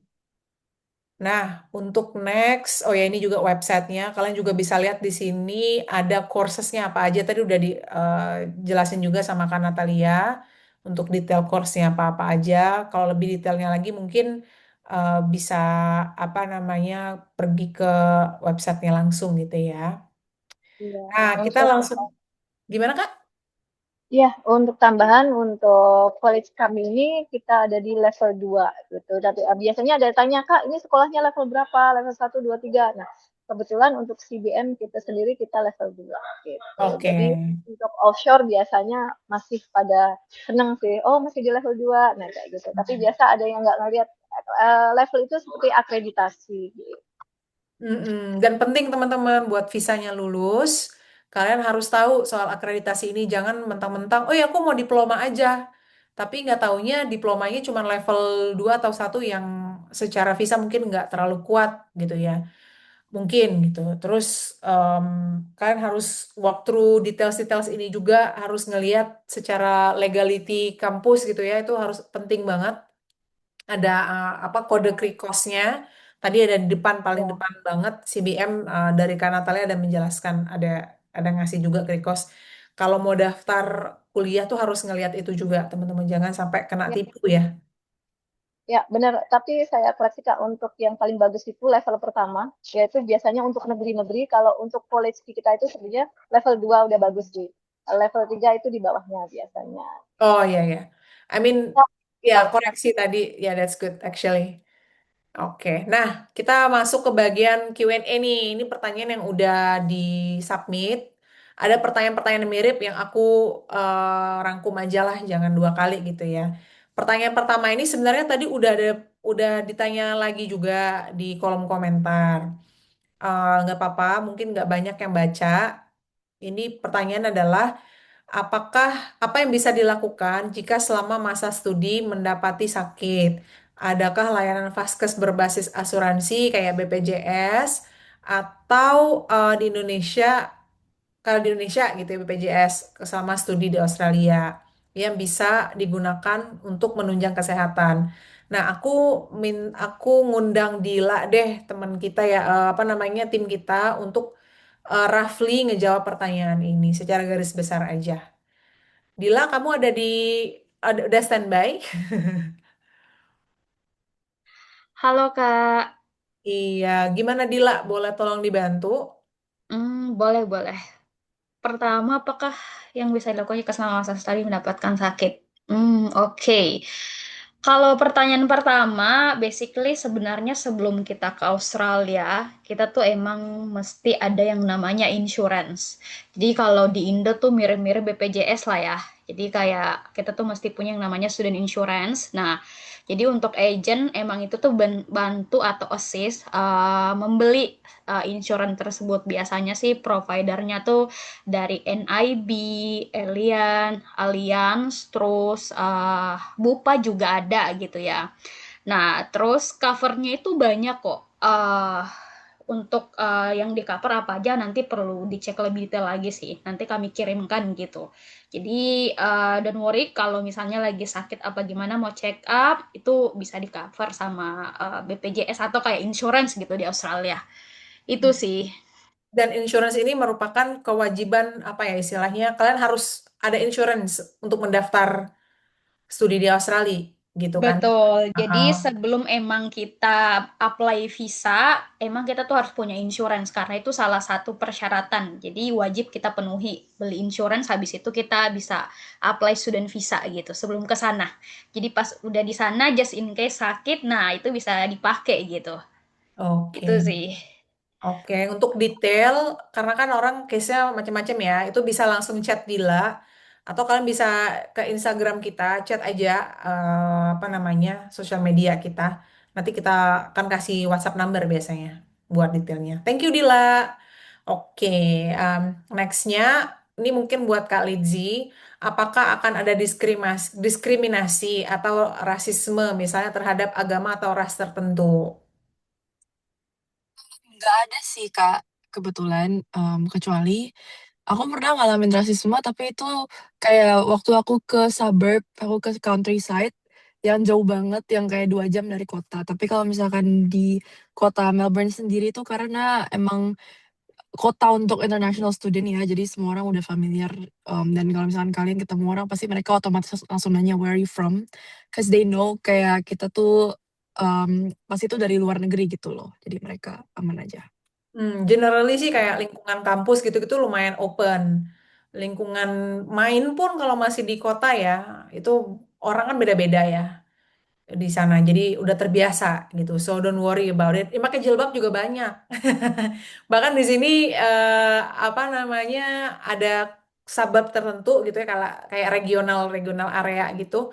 Ya memang khusus kampung Muslim gitu. Khusus kampung Asia, kampung Indo tuh banyak di sini. So you just have to find the right community for you to feel safe. Oke? Nah, yang selanjutnya buat Kalizi, berdasarkan pengalaman kakak-kakak pembicara, kesalahan terbesar apa yang paling sering dilakukan mahasiswa baru di tahun pertama? Tahun pertama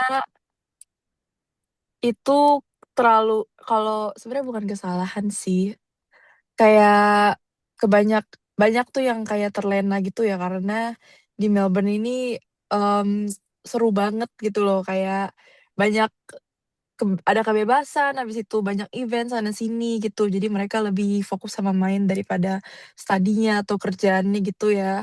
Kalau menurut aku sih kayak di tahun pertama tuh kalau bisa tuh fokus dulu gitu sama semua goals-goals yang kalian punya. Nanti tahun kedua kalau memang kalian sudah, apa ya, sudah familiar dengan semuanya, terus habis itu kalian udah settle dengan kuliah kalian, dengan kerja kalian, baru deh kalian boleh, bebas mau ngapain aja gitu. Agree sih, karena orang Ya. kadang lupa tujuannya buat kuliah ya. Dan kalau attendance kalian nggak sesuai dengan syarat dari kampus ya, misalnya absen kalian banyak yang nggak datang gitu ya, itu bakal pengaruh dengan status mahasiswa kalian di sana. So harus fokus. Last question nih buat Kalizi. Jadi Kalizi ini lagi ada acara tadi dia bilang kan.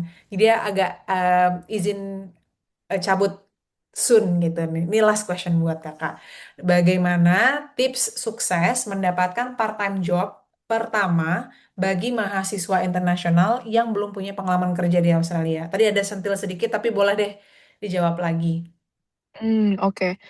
Sukses itu kalian, waktu pertama nyampe, nggak usah terlalu expect dapat kerjaan yang tinggi-tinggi banget dulu. Kalau misalkan memang pekerjaan pertama yang jodoh sama kalian tuh jadi dishwasher, cuman tukang cuci piring, ambil aja. 'Cause you guys never know gitu loh. Karena, bisa aja setelah itu karena mereka suka sama kinerja kalian dan merasa kalau misalkan, "Wah nggak bisa nih orang jadi dishwasher doang, like she could be something bigger than that."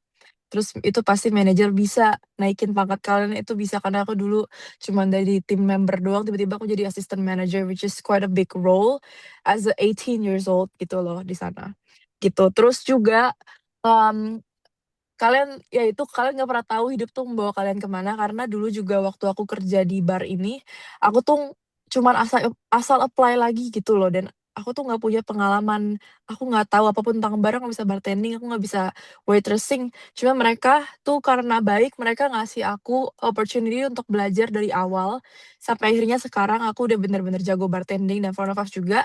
Dan juga FYI aku dapet kesempatan untuk sekarang kerja di marketing ini di office, bukan kerja kasar lagi tuh, karena aku banyak networking di kerjaan aku di bar ini yang dimana aku jadi waitress gitu loh.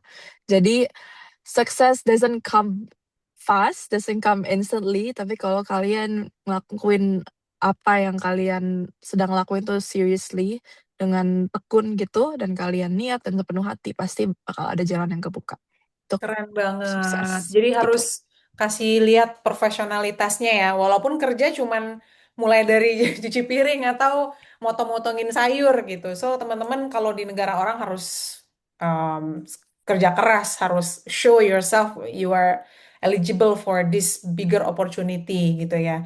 Nah, sebenarnya kita masih ada 2 pertanyaan lain, tapi Kak Lizzie kan harus pamit. Nggak Boleh? apa-apa Kak, satu lagi deh boleh nggak apa-apa? Oh, satu lagi boleh ya. Iya, Baik. dua juga nggak apa-apa, nggak apa-apa. Oh, oke oke. Dua, lalu aku pamit gitu. Iya, ada yang open mic tadi. Ada yang mau tanya siapa nih? Oh, nggak ada. Atau dari teman-teman bisa open mic sebentar kalau mau nanyain soal kehidupan sehari-hari sebagai mahasiswa untuk last question dari buat Khalidzi. Ada nggak nih?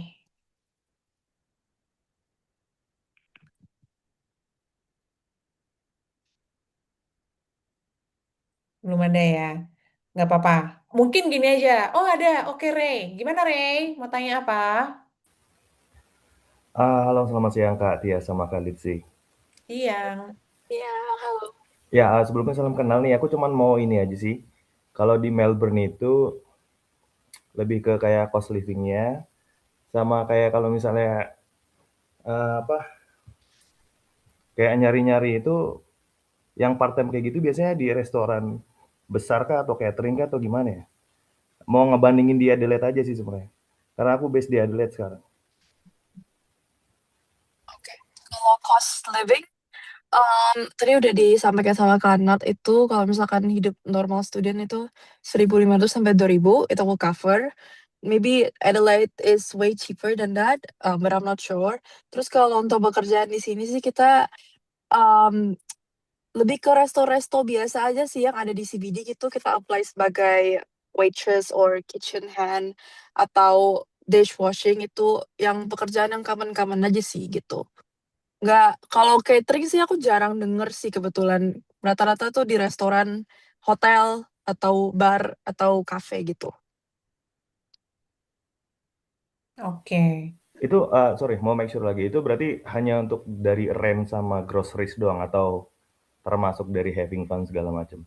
Oh, having fun di luar. Aku nggak bisa masukin cost having fun karena tiap orang beda-beda. Aku sendiri suka shopping, itu bisa lebih dari itu. Cuman basic survival cost-nya segitulah. Oke, oke, oke. Quite fair, quite fair. Karena kalau yang having fun, keluar malam sama teman gitu ya, shopping, ya it's gonna be another cost. Yang penting livingnya dulu. Thank you, Ray, jawab Oke, thank you, pertanyaannya. thank you. Iya. Iya, izin Kak, saya juga sampaikan kemarin saya masukkan 1.500 sampai 2.000 karena itu ada temen cowok di sana itu habisnya 1.500 dan Kak Lisi itu 2.000 gitu. Jadi saya masukin range gitu. Tapi Ya, balik lagi tergantung masing-masing. bener. Lifestyle kayak makan di luar itu juga bakal costnya beda lagi lah. Hitung aja sekali makan minimal $20 gitu. Hitung aja kalau kalian seminggu 5 kali makan di luar lumayan mahal gitu ya. Sedangkan kalau masak mungkin $100 per minggu misalnya untuk groceries gitu. Oke, em, kita lanjut pertanyaan lain. Kak Lizzie mau pamit sekarang atau mau mendengarkan? Sebenarnya masih ada 2 pertanyaan lagi sih yang ini. Pertanyaan yang dari list untuk aku, Kak. Enggak, ini general question aja kayaknya. Boleh satu lagi deh, habis itu aku pamit. Nggak Oh, apa-apa. boleh. Oke, Mm-mm. tuh dikasih kesempatan. Iya, mumpung Siapa nih yang nih. mau tanya lagi? Iya, boleh. Aku habis ini udah harus cabut. Ayo. Ayo guys, mumpung ada orangnya langsung nih. Nanti juga kalau yang sekolah di CBM nanti ketemu Kak Lidzu tiap hari. Dia kerja di situ soalnya ya. Ada yang mau tahu soal Melbourne atau kampusnya? Silakan tanya ya.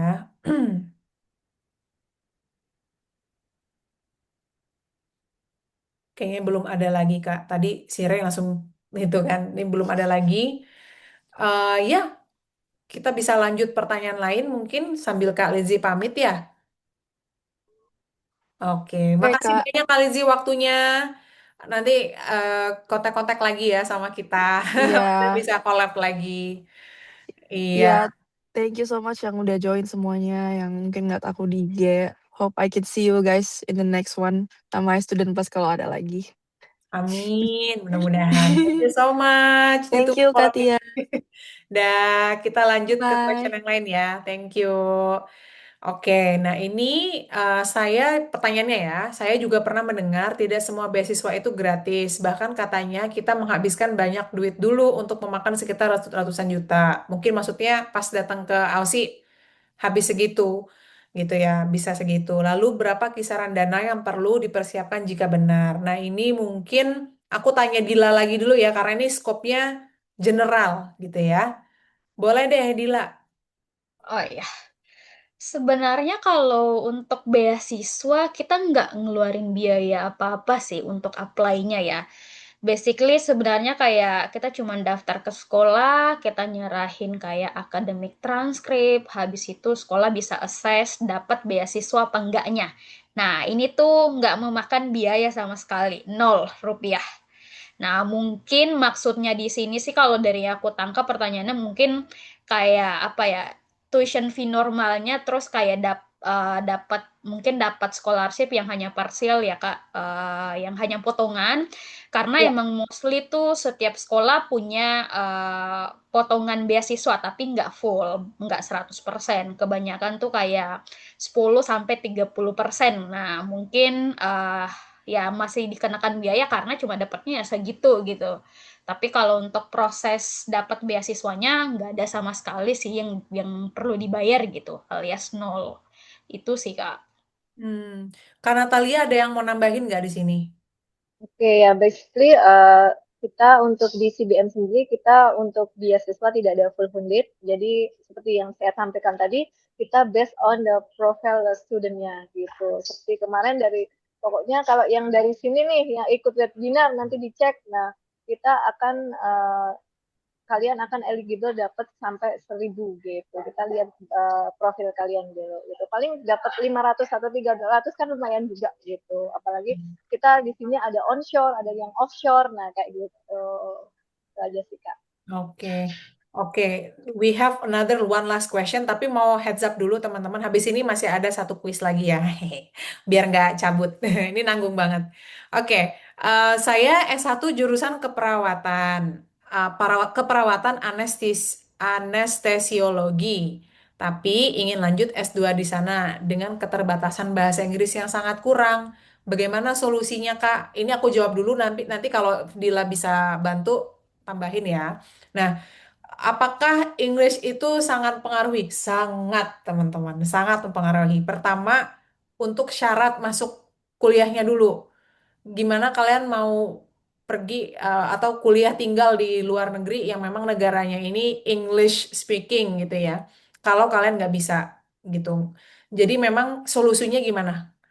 Karena biasanya it takes time kan. Dan it's true, it takes time buat kalian prepare dulu. Jadi we would suggest buat take your time 3 sampai 6 bulan sebelum kalian daftar itu buat mempersiapkan bahasa Inggrisnya bisa jadi dari ngambil IELTS course dulu gitu ya secara komprehensif atau kalian belajar sendiri gitu bisa kayak gitu baru nanti ngambil ngambil tesnya karena kadang kesulitan di orang Indo ini karena bahasa Inggrisnya bukan bahasa utama gitu ya, itu gagal dengan standar yang misalnya 6 tadi ya untuk sekolah ini. Jadi harus ngambil tes lagi gitu misalnya. Jadi take your time, speak with us, kasih tahu ke kita, karena kita juga punya kelas bahasa Inggris yang bisa kalian ikutin. Atau solusi keduanya adalah ngambil ELICOS di sini. Ngambil kuliah untuk persiapan bahasa Inggris. Mungkin Dila deh bisa kasih tahu soal ELICOS itu apa. Oh ya, jadi kalau di Australia sebenarnya seperti yang kakak bilang tadi emang itu salah satu apa ya kewajiban sih bahasa Inggris tuh emang minimal yang basic kali ya. Tapi untuk persyaratan untuk masuk sekolah dan juga untuk apply ke student visa itu emang juga harus ada gitu. Seperti IELTS atau enggak PTE. Jadi better emang kayak prep dulu aja sebelum akhirnya kita bakal daftar gitu. Kayak apa ngambil tes IELTS kah di Indo langsung. Nah, habis itu bisa tes. Nah, yang kedua, kita tuh bisa belajar bahasa Inggris langsung di Australia. Jadi kayak kita ngambil ELICOS atau kursus bahasa Inggris langsung di Australia. Nah, biasanya ada beberapa program. Ada untuk English Academic Program atau singkatannya tuh EAP. Ada juga yang untuk General English. Nah, balik lagi nih, kalau kebutuhannya untuk sehari-hari, berarti bisa mempertimbangkan untuk general English. Tapi kalau emang kebutuhannya untuk akademik, untuk nantinya kayak mau lanjut sekolah ke depannya, better ngambilnya yang program ini, yang English for Academic Purpose gitu. Nah, terus bisa juga ada beberapa opsi kayak langsung dipaketin antara ELICOS plus master contohnya. Jadi kita apply-nya tuh dari Indo. Misal nih, just in case kakak sudah prep IELTS, habis itu ngambil tes, nah tapi cuma dapat misalnya 5, sedangkan persyaratannya 6 misalnya, berarti kan kurang satu nih, kurang 1,0. Nah, which is itu bisa dipaketin dengan English 6 bulan. Nah, jadi per 0,5 kekurangan IELTS itu tuh setara dengan 3 bulan kursus bahasa Inggris di Australia. Jadi kalau misalnya satu, jadi total 6 bulan. Jadi dipaketin misalnya ELICOS 6 bulan plus master misalnya 2 tahun. Jadi durasinya bakal 2 tahun setengah karena ELICOSnya ada 6 bulan, masternya ada 2 tahun gitu misalnya ya. Nah, terus nggak perlu khawatir juga, itu tuh udah nggak mesti lagi nantinya tes IELTS. As long misalnya EAP itu tuh hasilnya bagus, nilai-nilainya semuanya oke, nah itu tuh bisa langsung direct ke enroll, maksudnya direct ke apa ya, course utama gitu nantinya, langsung aja ke master gitu, nggak perlu tes IELTS lagi setelah ELICOS. Itu sih, dan juga sambil ELICOS kita bisa manfaatin sih pengalaman kerja gitu. Either kayak pengalaman kerja di Indo atau nantinya pada saat ELICOS ada pengalaman kerja juga di Australia, itu bisa di ini sih, I mean ada benefitnya gitu. Jadi kayak bisa beradaptasi dulu, habis itu kayak masuk ke course utama, itu oke banget sih. Itu sih, Kak. Oke, nice, nice, nice. Thank you so much. Nah, sebelum kita ke kuis, aku pengen tanya Dila, ada yang perlu disampaikan nggak? Kan tadi pertanyaannya banyak nih di kolom komentar, kolom chat. Ada yang perlu dibahas nggak di sini sehingga yang lain pun terinformasi gitu? Sebenarnya kalau untuk tambahan informasi sih tadi banyak banget yang di kolom chat pertanyaan-pertanyaan ya Kak, itu sebenarnya secara general aja. Nah, yang bagi yang kayak udah umur 30 tahun ke atas itu tuh masih bisa banget untuk daftar atau sekolah ke Australia. Jadi nggak mesti takut gitu. Cuman kita perlu cek lebih lanjut dulu untuk profile studentnya seperti apa dan rencana tuh mau ambil jurusan apa kayak gitu. Nah, habis itu mungkin kalau kami udah tahu misalnya dia udah kirim CV-nya dan sebagainya, kami assess lebih lanjut. Habis itu kami bakal advice lagi gitu apa-apa yang perlu disiapin. Nah, kemudian yang paling penting sih kalau emang ada betul-betul student yang niat, pertama sih yang perlu disiapin emang dari English dulu ya. Karena itu memang yang paling penting, karena itu salah satu persyaratan baik dari apply ke sekolah ataupun misalnya untuk apply student visa nanti gitu. Dan juga finance sih. Kalau misalnya ada keterbatasan di bagian finansial, ada beberapa emang scholarship tapi nggak full gitu, nggak full 100%, biasanya hanya parsial, kayak 10-30%. Itu sih. Kalau ada juga beberapa student yang mau tanya lebih lanjut, boleh banget chat kami di Instagram ya atau by WhatsApp. Nanti aku yang handle langsung kok. Bisa tanya atau konsultasi langsung by call, by Zoom, by chat juga oke gitu. Bisa banget. Itu Oke. sih. Thank you so much summary-nya Dila. Kalau belum ada yang tanya lagi, kita lanjut ke last last part of our ini ya, which is quiz time. Yang paling cepat menjawab dengan benar, dia pemenangnya. Udah pada ready belum nih jari-jarinya untuk menjawab dengan cepat ya? Jangan lupa tulis jawaban kamu di kolom komentar dan yang paling cepat dan benar menjawabnya dia yang akan menang. Oke, pertanyaannya. Pada mantengin nggak nih? Sebutkan 3 jenis dokumen yang diwajibkan untuk mendaftar kuliah di Australia. Ini bukan soal visa ya, tapi tadi ada beberapa kali kita sentil ya sama Kak Natalia. Sebutkan 3 jenis dokumen yang diwajibkan untuk mendaftar kuliah di Australia. Ayo, siapa yang bisa menjawab paling benar? Nah, tuh, silakan silakan. Oke, Ray udah menjawab. Kita belum bisa assess siapa pemenangnya di sini sampai yang lain juga menjawab. Kita kasih 2 menit. Ada Kennedy, nah Nurhayati.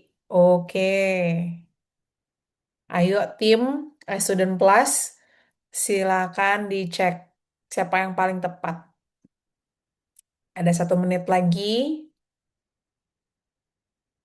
Kita juga udah mendapatkan pemenang yang sesi pertama, lumayan ya, 50.000.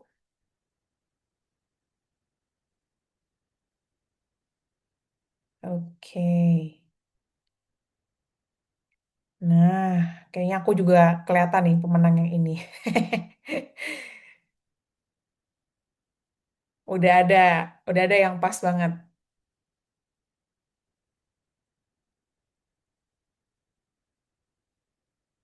Oke. Nah, oke, masih ada yang semangat. Oke. Alright. Nah, kita stop di sini. Kita umumin yang pertama dulu ya. Ini tim kita, aku sambil lihat di HP, pemenang pertama, tim kita ada cek. Itu adalah si Mei. Masih ada nggak Mei di sini ya?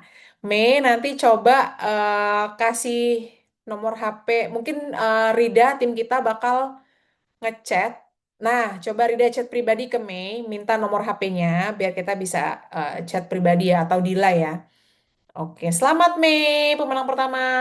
Ya, lumayan buat jajan ya, jajan ke Alfamart. Terus yang kedua, lumayan banyak yang join dan alhamdulillah ya masih banyak yang stay juga di sini. Itu Nurjana, jawabannya lumayan. Ini karena yang lain tuh jawab cuman partially bener gitu. Kalau Nurjana langsung paling cepat, paling bener, paspor, academic transcript sama English proficiency test. Dia nyatet nih kayaknya nih. Congratulations.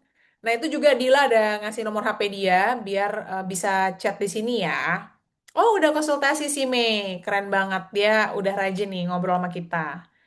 Thank you buat Nurjana. Nurjana ya namanya tadi. Yes, Nurjana sama Mei. Oke guys, itu aja sesi dari kita. Makasih banget buat Kak Natalia sama Lizzy yang udah join hari ini. Sama-sama Kak Tia. Ya udah sharing banyak banget informasi bermanfaat dari teman seluruh Indonesia ya, nggak hanya di provinsi-provinsi tertentu. Bahkan kita dapat tadi Ray juga udah ada di Australia gitu. Siapa tahu mempertimbangkan untuk ngambil bidang ini. Nah, teman-teman, buat yang pengen tahu lebih lanjut soal kuliah di Australia, silakan follow Instagram kita. Bisa scan juga ini WhatsApp-nya Dila ya, ya untuk free consultation karena memang kan kasus setiap orang tuh beda-beda. Tadi bilang, "Kak, saya udah S2, Kak, saya udah S1. Kak, gimana soal ini, soal itu?" Itu case setiap orang beda-beda dan kita cuma bisa bantu per case by case, nggak bisa jawab di sini kadang-kadang gitu ya. Jadi kita em, sarankan untuk bisa scan ini, chat sama kita atau follow kita di Instagram atau tadi ada Instagram sama apa namanya websitenya CBM juga kalau kalian tertarik bisa mention ke kita datang dari webinar ini Kak, bisa dibantu nggak? Siapa tahu bisa dapat beasiswanya, gitu ya. Oke deh, silakan hubungi kita dan kita tunggu juga teman-teman semua buat bisa join ke webinar-webinar kita selanjutnya. Kita udah ada juga plan buat webinar selanjutnya itu tentang transisi dari WHV ke student visa. Itu next bulan depan. Nah, Ya. itu akan lebih exciting lagi ya karena kita langsung ngundang seseorang yang memang udah di expert di bidang ini. Oke deh, thank you so much untuk waktunya. See you in another webinar, guys. Dadah. Bye. Thank you.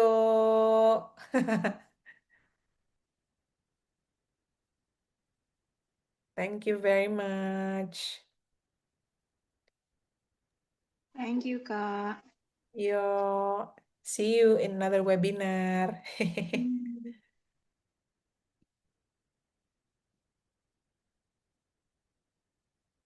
Jangan lupa yang pemenang ya. Nggak, nggak, nggak minggu depan.